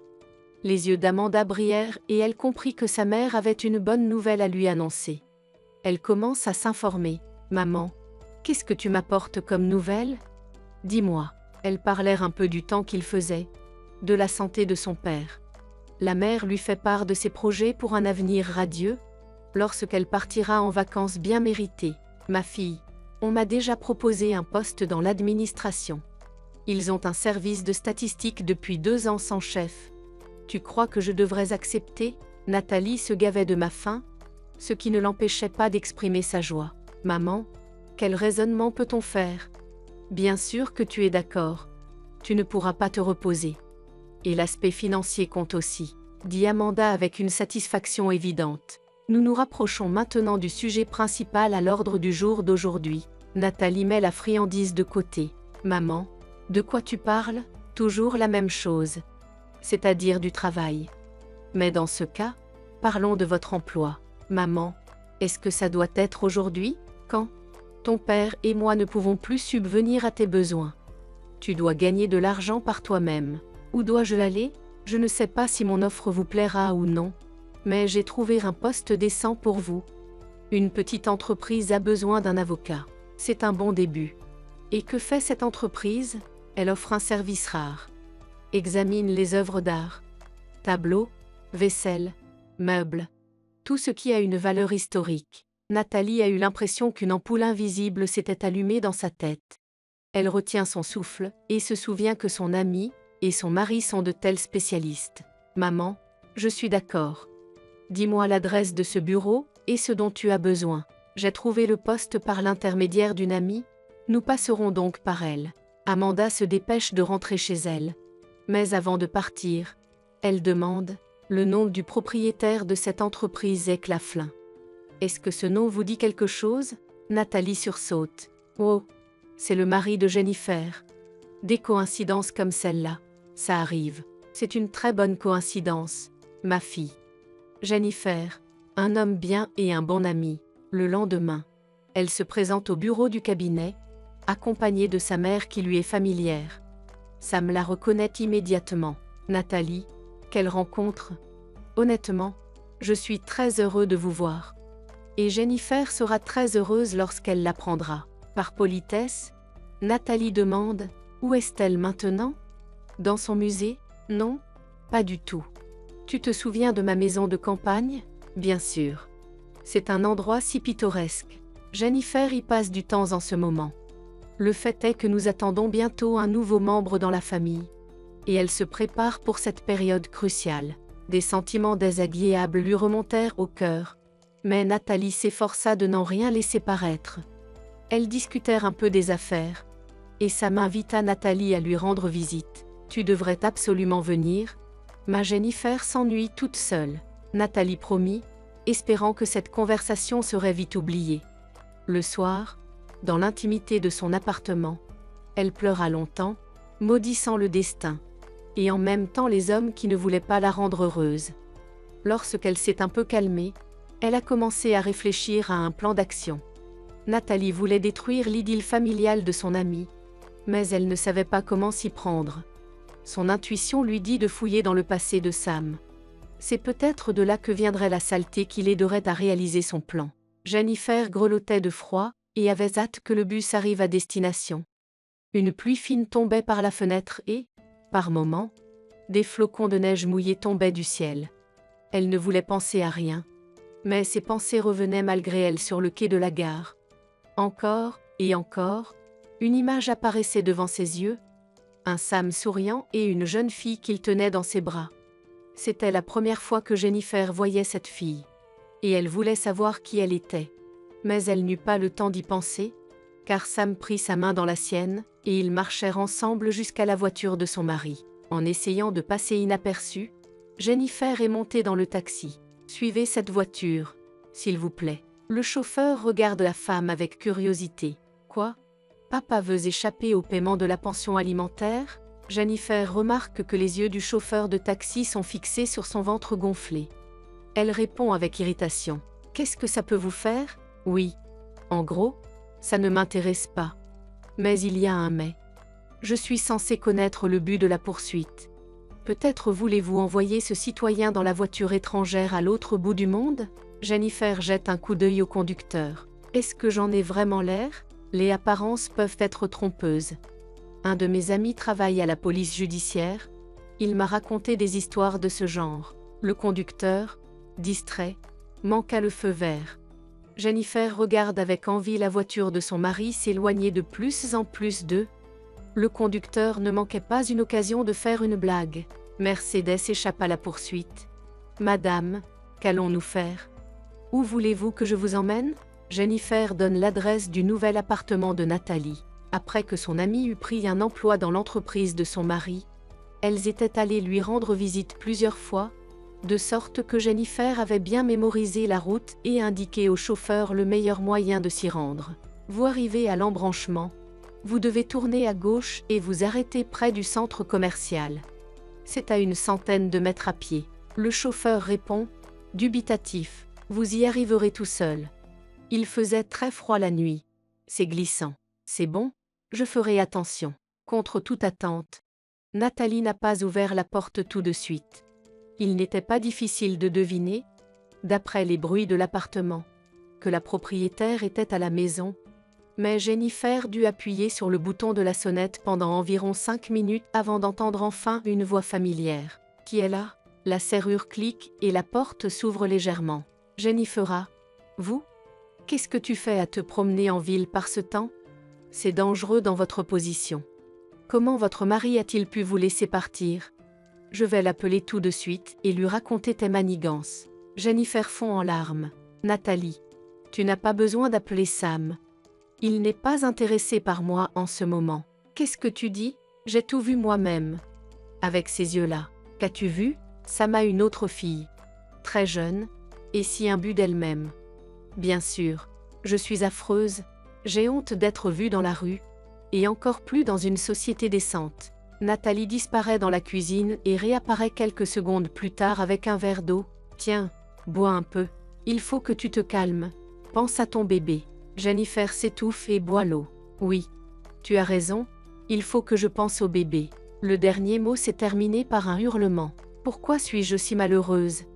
Je veux dire, tout allait si bien entre nous. Sam ne m'a jamais donné la moindre raison de douter de son intégrité. Et maintenant, » Nathalie pousse le verre vers elle. « Tu ferais mieux de tout me dire dans l'ordre. Nous réfléchirons ensemble à ce qu'il faut faire. Maintenant, Nathalie, je vais me calmer un peu. D'accord. Dis-moi, ne fais pas traîner les choses. » Jennifer respire et, serrant un mouchoir mouillé dans sa main, commence à raconter. « Il y a 3 jours, Sam est allé au sauna avec des amis. C'est au village ? Oui. Tout le monde est cool là-bas. Alors ils peuvent se permettre n'importe quel caprice. Ils y sont donc tous allés. Et le lendemain, Sam avait de la fièvre. J'ai appelé le médecin, comme il se doit. J'ai commencé à soigner mon mari bien-aimé. Et hier, j'ai reçu une lettre de la maison disant que mon père était dans un état grave, qu'il fallait l'emmener d'urgence. Je suis affolée, je ne sais pas quoi faire. Sam me dit d'y aller seul. Il se débrouillera tout seul. Je suis donc allée à la gare et j'ai acheté un billet. Ce n'est qu'à ce moment-là que j'ai réalisé que ma mère aurait pu appeler. Pourquoi envoyer une lettre quand on a son téléphone portable dans la poche? Sous le coup de l'émotion, Jennifer ne remarque pas une seconde la déformation du visage de son amie. Les mains de Nathalie tremblent et l'eau se répand dans le verre que Jennifer lui tend. Oh, comme je suis maladroite de t'avoir fait couler de l'eau. Maintenant, nous allons sécher ton pantalon. Je ne t'ai pas encore tout dit. Oui. Continue. J'écoute très attentivement. En gros, je t'ai tout dit. Quand j'ai acheté le billet, j'ai compris que quelque chose n'allait pas. J'ai commencé à appeler mes amis, et ils ont répondu. Et ensuite, que s'est-il passé? Ce qui s'est passé ensuite, vous le savez déjà. J'ai sauté du train, je voulais changer mon billet. Mais le train venait de quitter le quai suivant. Et je pouvais voir ce qui se passait sur les voies éloignées. C'est là que j'ai vu Sam et cette fille. Les larmes coulent à nouveau en grêle des yeux de la jeune femme. Nathalie, je ne survivrai pas à un tel déshonneur. Tu as plus d'expérience en la matière. Pouvez-vous me dire ce que je dois faire? Après un moment de confusion, Nathalie reprit complètement le contrôle d'elle-même. Allons d'abord avec vous dans votre chambre. Puis nous réfléchirons ensemble. Mais que feriez-vous à ma place? En général, on ne demande pas de conseils dans de telles circonstances. Mais je quitterais un tel mari. N'oublie pas, camarade, que si un homme commence à partir à gauche presque immédiatement après le mariage, que fera-t-il dans 5 ou 10 ans? Voulez-vous vraiment vivre dans un cauchemar permanent et attirer les regards malveillants de vos rivaux? Alors tu me dis de rompre avec Sam? Nathalie se lance avec irritation. Je ne te conseille rien du tout. Souviens-toi de l'avertissement de ton père. Tu dois vivre ta vie par toi-même. C'est à toi de décider. Nathalie, pourquoi es-tu si en colère? Je ferais mieux d'y aller. Où vas-tu? Chez mes parents. Je devais y aller, mais je n'ai pas pu. Et tes affaires? Comment peux-tu partir sans tes affaires? Jennifer ne dit rien. Quelques heures plus tard, Jennifer regrettait d'avoir fait tout ce chemin sans rien. Il faisait de plus en plus froid dehors. Et le train était également très froid. Elle espérait pouvoir se réchauffer dans le bus. Mais le chauffeur lui dit « Désolé, mais notre chauffage est en panne. Il va falloir patienter. » Jennifer endure, et pour empêcher le froid de l'envahir, elle essaie de penser à des choses agréables. Mais les souvenirs positifs s'épuisent rapidement et, à la fin du voyage, Jennifer ne sent plus du tout ses jambes. Le bus est complètement vide lorsqu'ils atteignent le terminus. Le chauffeur la regarde se lever péniblement. « Jeune fille, laissez-moi vous aider. » La participation de l'homme la touche, mais elle refuse de l'aider. « Merci, je vais le faire moi-même. C'est juste que j'ai très froid aux pieds. J'aurais dû vous raccompagner. » Vous habitez loin? Non, c'est par ici, à 5 minutes à pied. Je vous remercie. Vous êtes très gentille. Jennifer se tient sur le quai de la gare routière et se souvient soudain, l'autre jour, j'admirais le coucher de soleil du mois d'août. Mon Dieu, c'était il y a longtemps. Et comme j'étais heureuse à l'époque. Soudain, une voix familière se fait entendre juste à côté d'elle. Jennifer, tu es là? Paula, nous nous retrouvons au même endroit. La voisine tourne en rond autour de Jennifer. Es-tu enceinte? Oui. Pourquoi es-tu venue sans ton mari ou est-ce qu'il t'a mise à la porte? Tante Paula la regarde d'un air inquisiteur et Jennifer ne sait pas quoi lui répondre. Dans sa position précaire, toute réponse n'était pas en sa faveur, et elle en était bien consciente. Paula, j'ai décidé de prendre des nouvelles de mes parents. Ils m'ont beaucoup manqué et mon conjoint est très occupé en ce moment. Il viendra certainement plus tard. À l'expression du visage de sa voisine, il était évident qu'elle n'était pas satisfaite de la réponse. Pourquoi ai-je besoin de tous ces détails? Laissez-moi vous aider à porter le sac. Merci tante Paula. Je peux me débrouiller toute seule. C'est léger. Jennifer emprunte la route familière qui mène à la maison de ses ancêtres. Elle avait peur d'imaginer le choc que cela représenterait pour ses parents de la voir. Mais, comme toujours, elle se trompait. Son père lui ouvrit la porte. « Bonjour, ma fille. Ne dis rien, plus tard. Entre, réchauffe-toi d'abord. » Jennifer entra dans la grande pièce et tomba dans les bras de sa mère. « Maman, pourquoi cela arrive-t-il? Je ne lui ai rien fait de mal. Pourquoi me traite-t-il ainsi ?» Woody répond à toutes ces questions. « Il faudrait que tu lui demandes. Il a l'air d'être un homme bien. Je me trompe rarement sur les gens. Mais là, c'était un raté. » Lorsque tout le monde se fut un peu calmé, Jennifer posa la question à ses parents. « C'est moi ou vous saviez vraiment que je venais ?» Les parents se sont regardés, et ce geste familier a fait chaud au cœur de la jeune fille. « Nathalie vous a appelé ? » ?»« Oui, hier. Et voilà ce que je veux te dire, ma fille. Je n'aime pas ça. » Elisabeth grommela d'un air malheureux. « Et on voit des coups monter partout. La vie est telle aujourd'hui que même les gens les plus proches ne se font pas confiance. C'est ce que je veux dire. Les parents peuvent être piégés.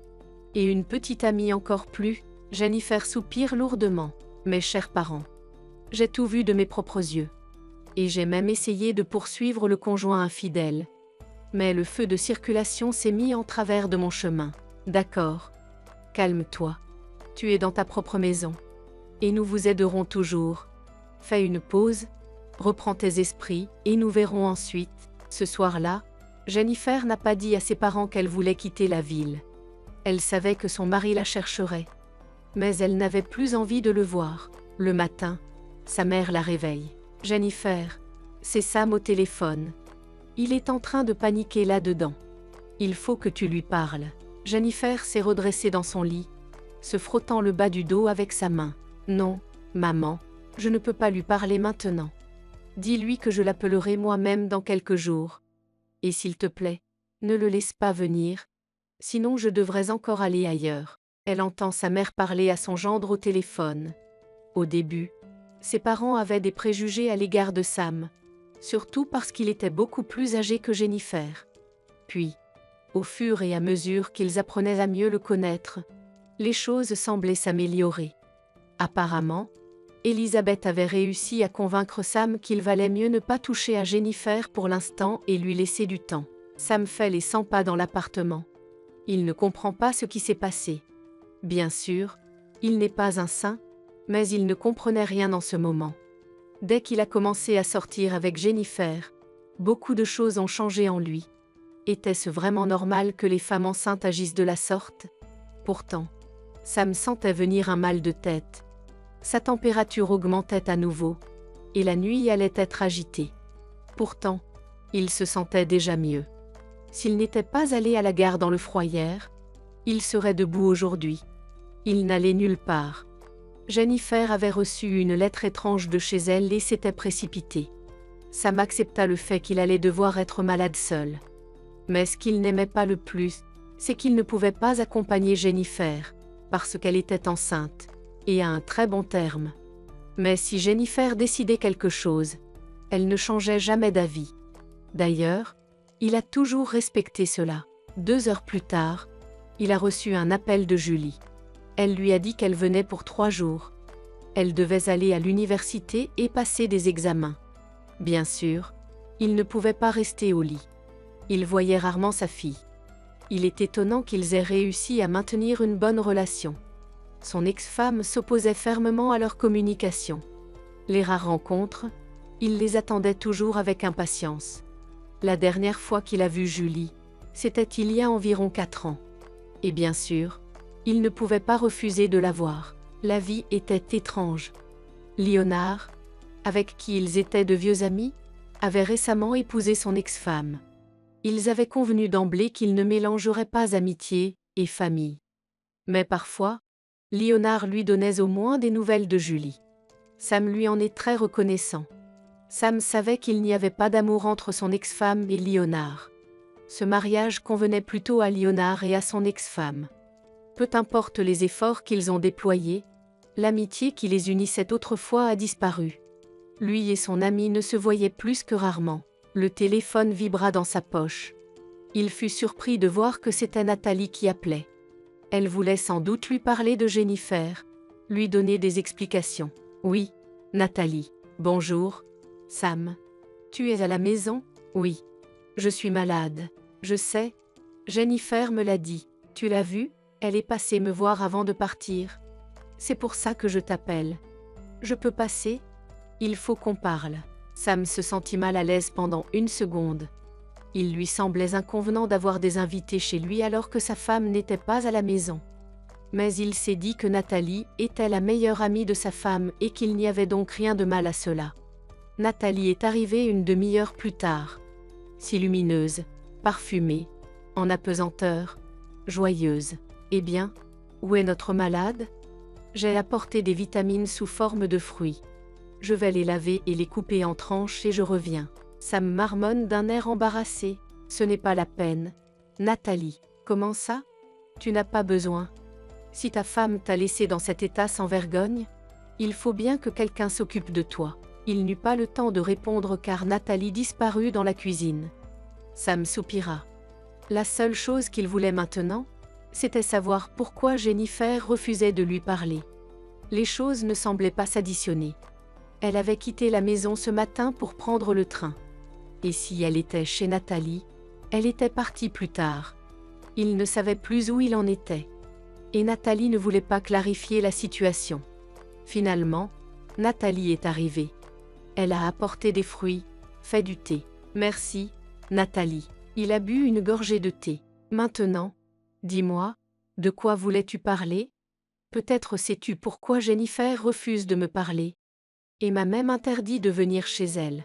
Eh bien, je pourrais vous le dire, bien sûr. Mais je ne pense pas que ça te plairait. Alors, Sam se crispe. Qu'est-ce que c'est? Qu'est-ce que c'est que cette allusion? Il était sûr à 100% de sa femme. Et quel soupçon pouvait-il avoir alors qu'elle était enceinte de 7 mois? Sam, le fait est que Jennifer a eu un grand amour avant toi. Il l'a larguée et elle t'a rencontré. Elle vous a rencontré juste à temps. Tu l'as aidée à se réconforter. Mais Jennifer ne m'en a jamais parlé. Et nous avons une relation de confiance. Vous croyez? Jennifer sait que vous avez une fille adulte, c'est différent. Jennifer elle-même ne voulait rien savoir de ma vie passée. Elle a dit que je n'étais important pour elle qu'à partir du moment où nous nous sommes rencontrés. Nathalie le regarde tristement. Tu as répondu à ta propre question. Le fait est qu'il est apparu il y a quelques jours et Jennifer, c'est comme si elle avait perdu la tête. Non, elle n'est pas allée le voir. Bien qu'elle aurait pu. Elle lui a juste dit qu'elle avait besoin de s'en sortir. Sam s'est levé d'un bond et s'est immédiatement rassis. Ses jambes ne lui permettaient pas de tenir debout. Une sorte de faiblesse désagréable lui envahit tout le corps. Mais ce n'est pas possible. Je vais aller voir Jennifer tout de suite, et nous parlerons de tout. Non. Il vaut mieux ne pas la toucher maintenant. D'ailleurs, où irais-tu si malade? Attendez. Il y a quelque chose qui ne colle pas. Elle a reçu une lettre. Elle a demandé à son voisin d'écrire la lettre. Pour ne pas éveiller de soupçons chez toi. Sam se serre la tête. Nous devons parler à Jennifer tout de suite. Mais ses paupières s'alourdissent et, au bout de quelques minutes, il s'endort profondément. Nathalie sourit. Tout se passe comme prévu. Elle avait eu la chance de rencontrer son ancien amant Léonard l'autre jour. Ils avaient pris plaisir à se remémorer le bon vieux temps en s'installant dans son appartement. Bien sûr, pendant qu'il dormait, Nathalie s'est empressée de prendre des photos avec lui. Elle ne savait pas si elles seraient utiles un jour ou l'autre. Au cas où. Elles se sont avérées utiles le matin. Au petit déjeuner, Léonard a dit avec désinvolture qu'il était marié à l'ex-femme de Sam et qu'il avait une fille adulte. Nathalie, ne comprenant pas encore pourquoi, a demandé comment Jennifer et sa fille s'entendaient. C'est alors que Léonard a dit quelque chose qui a déterminé toutes les actions ultérieures de Nathalie. Au début, Léonard a refusé catégoriquement de l'aider, il lui a même crié dessus. Puis, lorsque Nathalie lui a montré leurs photos communes au lit, il s'est adouci. Il ne voulait pas perdre sa femme aisée. Sam a très bien aidé la femme, car sa fille grandissait dans la famille. En outre, tout s'est déroulé selon le plan clairement défini par Nathalie. À vrai dire, elle ne se rendait pas compte de la rapidité avec laquelle le plan s'était formé dans sa tête. Mais elle se rendait parfaitement compte qu'il était impossible de perdre. Sinon, elle se retrouverait non seulement sans prix, mais elle perdrait son emploi, sa relation avec ses parents, sans parler de tout le monde. Le prix de son plan n'était autre que Sam. Lui et lui seul avaient besoin de Nathalie. Et pas parce qu'elle était soudainement tombée amoureuse de lui, ni parce qu'il était plus riche qu'elle ne l'avait jamais imaginé. Il était aussi le mari de Jennifer. Ce simplesse et cet imbécile qui, pour une raison ou une autre, obtenait tout. C'était déjà une obsession. Tout prendre à Jennifer et tout prendre pour lui. Pour que Nathalie puisse prouver que Nathalie était plus cool. Et Kiri le dernier rite bien. Nathalie soupira et regarda Sam. Cela allait être beaucoup de travail. D'une certaine manière, elle pensait qu'il était plus petit. Mais ce n'est pas grave. Pour le bien de son avenir, elle est prête. C'est Léonard qui lui a donné les somnifères. Elle l'a prévenu que si Sam se réveillait avant qu'elle ne puisse tout faire, la femme de Léonard découvrirait son infidélité. Léonard lui a assuré que Sam dormirait au moins 5 heures. Eh bien, elle n'en avait même pas besoin. Pendant que Nathalie étalait le canapé, ce qui n'était pas facile car Sam était allongé dessus, pendant qu'elle le libérait de ses vêtements, elle était si fatiguée qu'elle n'avait qu'une envie. S'effondrer et s'endormir. C'est ce qu'elle allait faire aujourd'hui. Le téléphone de Sam vibra sur la table. Nathalie y jeta un coup d'œil. Oh ah, c'est Jennifer. Elle s'est réveillée très vite. Eh bien, c'est ce que tu voulais. Tu aurais pu vivre dans l'ignorance un jour de plus. La jeune fille a pris l'appel avec délectation, puis a posé le doigt de Sam sur le téléphone. Oh, ces idiots de la technologie moderne. Le téléphone s'est déverrouillé. Nathalie s'est glissée sous le drap. Jennifer regarda le téléphone avec perplexité. Elle s'était demandé toute la journée ce qu'elle devait faire. Elle avait envisagé toutes les options, mais elle s'est rendue compte qu'elle devait s'expliquer avec eux, car Sam ne savait même pas ce qui s'était passé ni pourquoi elle se comportait ainsi. Bien sûr, elle a été un peu blessée qu'il les écoutait et qu'il ne soit pas venu ici pour parler, mais il était malade. Peut-être qu'il a du mal à s'en sortir. Jennifer sourit d'un air malheureux. Oui. À peine avait-elle quitté la maison qu'il voyait déjà une jeune fille. Je veux dire, elle est assez âgée pour être sa fille. À ce stade, Jennifer se mettait en colère et essayait de ne pas penser à son mari. Mais cela ne fonctionnait pas. Pour une raison inconnue, elle ne pensait qu'à lui. Le soir venu, elle n'en pouvait plus et décida de l'appeler. Ils se sont parlé au téléphone et, bien sûr, Jennifer lui a dit qu'elle l'avait vu. C'était très intéressant d'entendre ses explications. Jennifer était sûre qu'il attendait son appel. Elle regardait maintenant son téléphone avec perplexité. Que se passe-t-il? Sam avait laissé tomber son appel? Ce n'était pas possible, d'autant plus qu'elle était enceinte et qu'il en était encore plus bouleversé qu'elle. Jennifer posa soigneusement le téléphone sur la table de nuit. Elle se rendit compte qu'elle ne dormirait pas, mais elle s'allongea et ferma les yeux. 5 minutes plus tard, le téléphone a émis un son.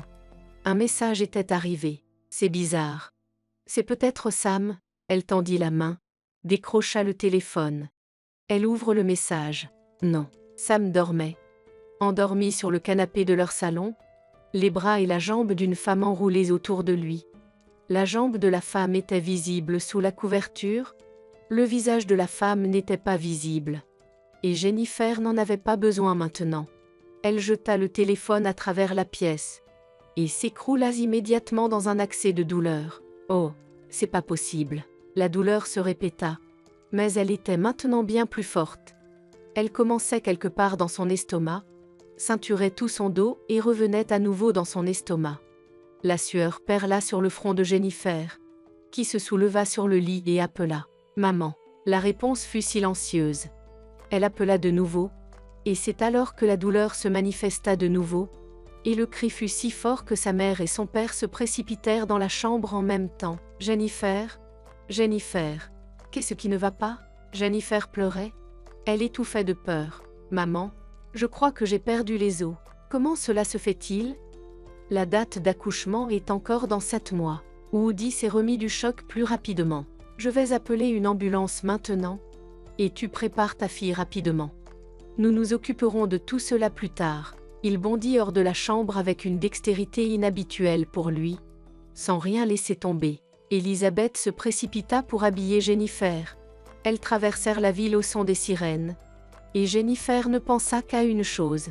7 mois, juste pour que son fils soit sauvé. Pourvu qu'il le sauve. Le médecin, Un homme âgé lève à peine les yeux et fronce les sourcils. Quel est le délai? 32 semaines. Il dit quelque chose à voix haute à l'infirmière, qui fait immédiatement monter un brancard. Attention, prenez votre temps. Vous avez beaucoup de chance d'être dans l'équipe de Philippe. Vous allez vous en sortir. L'infirmière était très jeune et sa voix était apaisante. Jennifer a commencé à se réveiller lentement. Elle s'est allongée sur le brancard et a fait un signe de la main à sa mère et à son père. La mère était très pâle. Elle a dit : « Tout va bien se passer, tout va bien se passer, il faut juste y croire. » Tu entends? Jennifer a hoché la tête et les larmes ont de nouveau coulé de ses yeux. Sam a du mal à se réveiller. Il ne semblait pas avoir de fièvre, mais son corps était douloureux. Ce devait être la maladie. Il avait l'impression de ne pas être seul. Jennifer, quelle surprise! L'homme sourit et ouvre les yeux, il se fige immédiatement et saute rapidement du lit. Nathalie, que fais-tu ici? Il se souvenait frénétiquement de la façon dont tout s'était déroulé. Il parlait, buvait du thé et c'était tout. Ensuite, il y a eu une sorte de défaillance. Nathalie s'étira doucement. Sam, tu n'es pas aussi affectueux aujourd'hui que tu l'étais hier soir. Eh bien, viens ici. Je ne savais pas que tu avais une telle bête en toi. Sam dit d'un ton décidé, faites vite vos valises et partez. Nous ne voulons pas que Jennifer vous voie ici. Nathalie le regarde avec surprise. Nathalie le regarde avec surprise. Tu es sérieux? En fait, ta femme t'a quitté dès que son premier amour est apparu. Et toi et moi, on avait une bonne relation, je le referais. Sam s'est serré la tête. Nous ne pouvions rien avoir. Nous ne pouvions tout simplement pas. J'aime Jennifer et je n'ai pas. Et je n'ai jamais eu l'intention de la tromper. Nathalie sourit d'un air enchanteur. Tu te rends compte que nous allons tous devoir trouver un moyen de sortir de cette situation. Je connais très bien Jennifer. Elle ne nous pardonnera pas. Ni à toi ni à moi. Je n'ai pas vraiment besoin de le faire d'une manière ou d'une autre, et tu n'as plus d'autres options. Sam regarde attentivement Nathalie. Sam regarde attentivement Nathalie. Alors c'est pour ça que tu es venue ici? Pour coucher avec moi? Eh bien, comment puis-je vous le dire? Je n'avais certainement pas envie de sauter dans le lit avec toi tout de suite. Mais je dois te dire que je t'aime beaucoup et que Jennifer, avec ses principes, n'est pas digne de toi. Quitter un mari malade pour un premier amour. Tu ne peux pas faire ça. Sam sourit soudain, et je ne comprenais pas ce que je n'aimais pas chez toi. Mais je l'ai supporté. Jennifer pensait que vous étiez son amie. Mais tu n'es pas une amie, tu es un serpent. Nathalie. Tu veux regarder un film? Demande Nathalie d'un ton malheureux. Quel film? D'une certaine manière. Sam a mal réagi à tout ce qui se passait. Il n'y avait rien de tel dans son plan. Sam s'est levé, s'est approché de la table et a ouvert son ordinateur portable. Tu vois, Jennifer a tout prévu. Tout est à sa place. C'est elle qui a eu l'idée d'équiper toute la maison de caméras vidéo. Comme elle l'a dit, si on se fait arnaquer, on pourra toujours voir qui c'est. Et puis, quand le bébé naît, c'est pratique de le surveiller s'il est endormi, mais nous devons faire nos propres affaires. Maintenant, on va voir ce que tu faisais pendant que je dormais. Où est-ce qu'on? Hein? Nathalie? Nathalie resta silencieuse. Cette option n'était pas du tout dans ses plans. Sam regarda la vidéo seul. Il fronça les sourcils lorsque Nathalie prit son téléphone. Puis lorsqu'elle prit une photo, il eut peur. Il s'est précipité sur le téléphone. Il a manqué Jennifer et quand il a vu la photo que Nathalie avait envoyée à Jennifer, il s'est senti mal. Il a commencé à s'habiller rapidement, tout en composant le numéro de sa femme. Mais le téléphone n'arrêtait pas de répondre que l'appelant n'était pas dans la région. Elle l'avait probablement éteint, ou peut-être avait-elle jeté la carte SIM. Ayant déjà pris place dans la voiture, Sam composa le numéro d'Elisabeth. Sam. Il se rendit compte que la femme pleurait. Sam, que s'est-il passé? Les cheveux de Sam s'agitent sur sa tête. Pourquoi pleures-tu? Où est Jennifer? Jennifer est au bloc opératoire. Elle a accouché prématurément. Sam ne sait plus où donner de la tête. Puis on entend des bruits de manipulation dans le combiné, et la voix de Goody dit : si quelque chose arrive à Jennifer ou à son petit-fils, je serai très en colère contre toi. Tu n'as pas pu attendre qu'elle accouche pour t'amuser en toute tranquillité avec de jeunes maîtresses? Woody, je ne comprends pas ce que tu veux dire. Quelle maîtresse? Jennifer t'a vu sur le quai. Et elle est venue nous voir après. C'est à cause de toi que tout est arrivé. J'espère que tu mourras de remords. Attendez. Mais ce n'est pas une maîtresse. Tu as envoyé une lettre à Jennifer? Woody en arrive à une certaine confusion. Une lettre? Je ne peux pas l'appeler, dit Sam avec fermeté. Je me retire. On dirait que quelqu'un avait vraiment besoin de nous séparer. Il dirigea la voiture non pas vers la sortie de la ville, mais vers les parents de son ex-femme où Julie était hébergée. Après avoir réfléchi, il compose le numéro de Léonard. Bonjour. Désolé d'appeler la nuit. Mais dis-moi, tu n'as rien à me dire? Je crois que si. De toute façon, je n'ai plus rien à perdre. Ce salaud a envoyé les photos à ma femme. Sam venait d'atteindre la bonne maison lorsque Léonard termina son histoire. Tu sais que je ne veux plus rien avoir à faire avec toi. Tes jeux sont allés trop loin. Jennifer a accouché prématurément et se trouve dans un hôpital de campagne. Tu ferais mieux de prier pour qu'ils aillent bien. Jennifer n'a entendu qu'une sonnerie, si méchante, perçant. Non, ce n'était pas une sonnerie. C'était une sorte de sifflement. Peu importe, c'était un mal de tête. Sa bouche était sèche et elle se sentait mal en général. C'est bon, ma fille. Jennifer ouvre les yeux, elle est dans une chambre d'hôpital. Elle est dans la pénombre, une sorte d'appareil clignote à côté d'elle. Maman. Jennifer lève la main, la pose sur son ventre et regarde sa mère avec horreur. Maman, ne t'inquiète pas, ne sois pas nerveuse. Le garçon est né petit, mais fort. Le médecin a dit qu'ils allaient l'observer pendant quelques jours et qu'ils te laisseraient ensuite le voir. Ne t'inquiète pas, tu as besoin de récupérer. Maman, vraiment? Tu ne me mens pas? Les larmes coulaient sur les joues de Jennifer. Vraiment, ma fille? Tu vas dormir un peu et je vais m'asseoir ici avec toi. Jennifer ferme les yeux. Nathalie n'est pas allée à son appartement. Elle ne voulait pas être seule dans l'appartement. Elle est allée chez ses parents. Amanda était seule à la maison. Elle a regardé Nathalie attentivement et lui a dit « Dis-moi, ma fille, je me rends compte qu'il s'est passé quelque chose d'inhabituel. » Nathalie s'est assise et a pleuré. « Maman, pourquoi est-ce que c'est comme ça? Pourquoi certaines personnes ont-elles tout, même s'ils ne le méritent pas, et d'autres rien? Je ne comprends pas. » Tu parles de quelqu'un en particulier? Oui, maman, je veux dire Jennifer. Amanda hausse les sourcils. Tu penses vraiment que c'est injuste que Jennifer ait la chance d'avoir un mari? Que l'amour dans leur famille est injuste? Nathalie lève les yeux vers sa mère. Maman, pourquoi n'ai-je pas un mari comme lui? Pas de famille. Je suis tellement mieux qu'elle. Tu l'as vue? Elle est énorme. Ronde, elle s'effondre comme un canard. Et ce Sam, il ne regarde personne d'autre qu'elle. Tu as vu Sam? Oui. Maman, je voulais qu'il soit heureux avec moi. Tu sais, il ne sait pas ce que c'est que de vivre avec une femme normale et pas avec une femme comme ça. Jennifer est ton amie.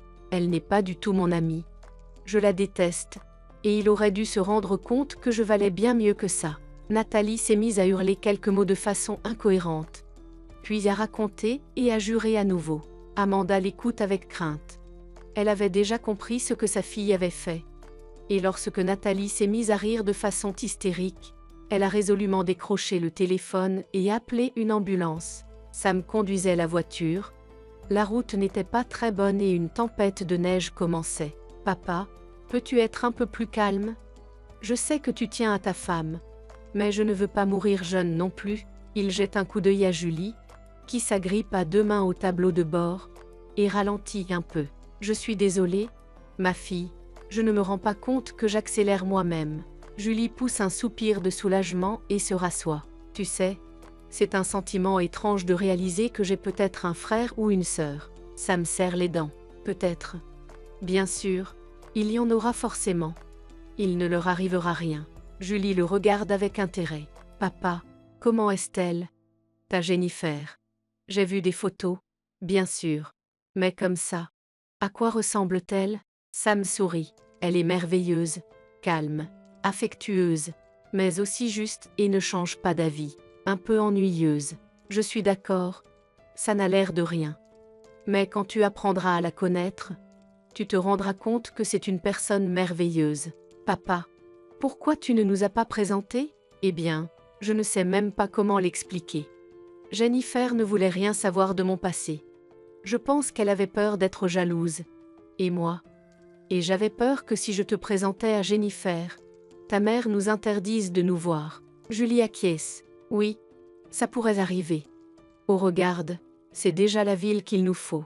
Oui, Julie. Jennifer se réveilla à nouveau alors qu'il faisait déjà nuit à l'extérieur de la fenêtre. C'était une petite journée d'hiver. Il n'y avait donc pas de quoi s'étonner.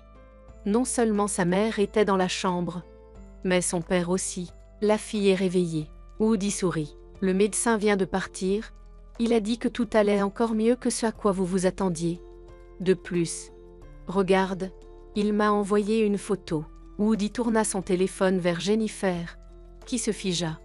Sur la photo, il y avait un tout petit garçon. Il dormait sous une grande capuche en verre. C'est mon fils. C'est vrai, mon petit-fils? Jennifer passe son doigt sur l'écran. Alexandre. On frappa brusquement à la porte. Jennifer sursauta en entendant quelqu'un se disputer avec quelqu'un au bout du couloir. Puis la porte s'est ouverte et Sam a littéralement fait irruption dans la pièce, suivi par la jeune fille qu'il avait serrée dans ses bras sur le quai. Jennifer. Il se précipita vers elle, tomba à genoux devant le lit et commença à lui embrasser les mains.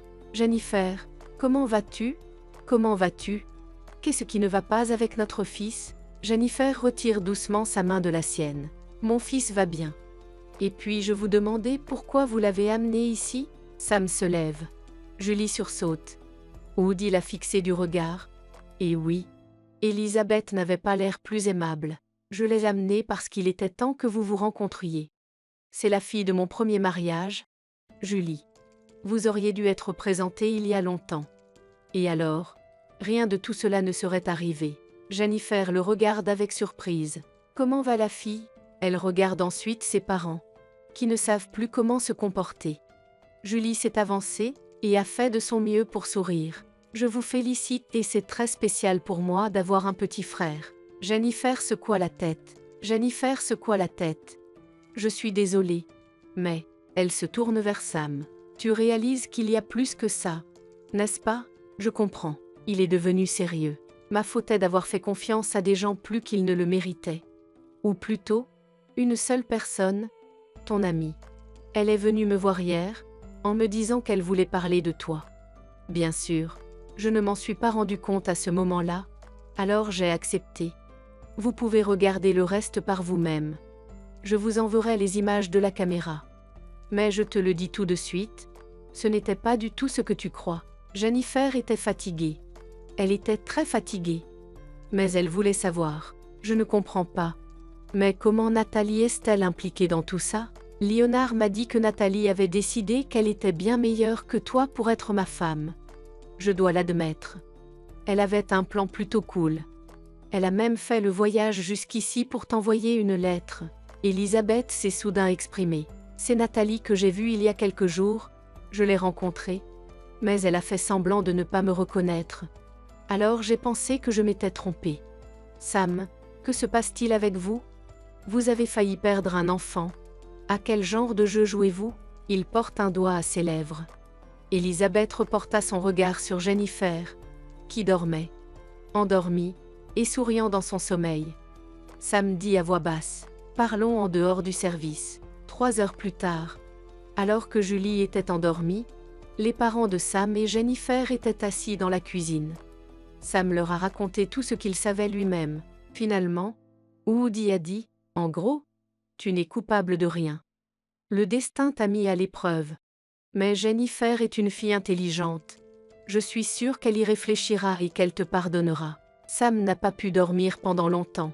Et quand il en a eu assez de somnoler, il a reçu un message de Léonard. Occupe-toi de Julie, j'emmène ma femme au bord de la mer, je vais lui demander pardon. Il se trouve qu'elle m'est plus chère que je ne le pensais. Puis vient un autre message. La mère de Nathalie l'avait envoyée se faire soigner, car elle souffrait d'une maladie mentale. Sam range le téléphone, ferme les yeux et sourit. Ma petite, ma bonne. Jennifer a regardé le petit visage et n'a pas pu empêcher les larmes de couler. Il y a à peine une demi-heure, on lui avait apporté son fils. Le médecin a dit « Bravo, mon garçon, aucune épreuve n'a pu le briser. » J'ai entendu dire qu'il allait devenir un Alexandre. Jennifer acquiesce, sans quitter des yeux le visage de son fils. Le médecin s'esclaffe. Eh bien, bienvenue dans le monde. Il quitta la pièce, et 10 minutes plus tard, la porte s'ouvrit à nouveau sans bruit. Sam se tenait sur le seuil de la pièce. Il regardait avec avidité le paquet avec le bébé, sa femme, Jennifer. Puis-je, Jennifer, sans lever la tête, dit « Voilà notre papa. Ne t'offusque pas de lui. C'est sa faute, bien sûr, mais pas autant. Au moins, toi et moi, nous avons pu nous rencontrer un peu plus tôt. » Jennifer regarde son mari. « Alors, pourquoi es-tu gelé ? Je vais vous présenter. » Sam s'abaisse tranquillement sur le bord du lit. « Jennifer, je suis désolée, espèce d'idiot. Plus tard. Ne parlons de rien pour l'instant. Regarde comme ses mains sont petites. » Sam tendit les mains. « Je peux ? Je fais attention. » Sam prit son fils dans ses bras, conscient qu'il n'était plus seulement un mari, mais qu'il était désormais responsable de sa femme bien-aimée et de ce petit, très petit et très cher petit homme. Jennifer fut surprise de voir son mari pleurer. « Sam, tu es quoi ?» Il la regarde. « Tu sais, je pensais que l'amour avait des limites. Et maintenant, je me rends compte qu'il n'y a pas de limite. Je t'aime tellement, tellement que j'en ai mal à la poitrine. Je ferai en sorte que tu n'aies jamais à t'inquiéter de quoi que ce soit. S'il te plaît, crois-moi. Je ne te trahirai jamais. » Jennifer acquiesce. « Je te crois, Sam. Maintenant, rends-moi Alexandre. Il est temps qu'il mange. » Sam réalisa qu'il n'avait jamais rien vu de plus beau dans sa vie que de regarder son fils manger. Oui, ses yeux lui piquaient, et il avait envie de pleurer. Mais il avait peur de manquer un seul instant.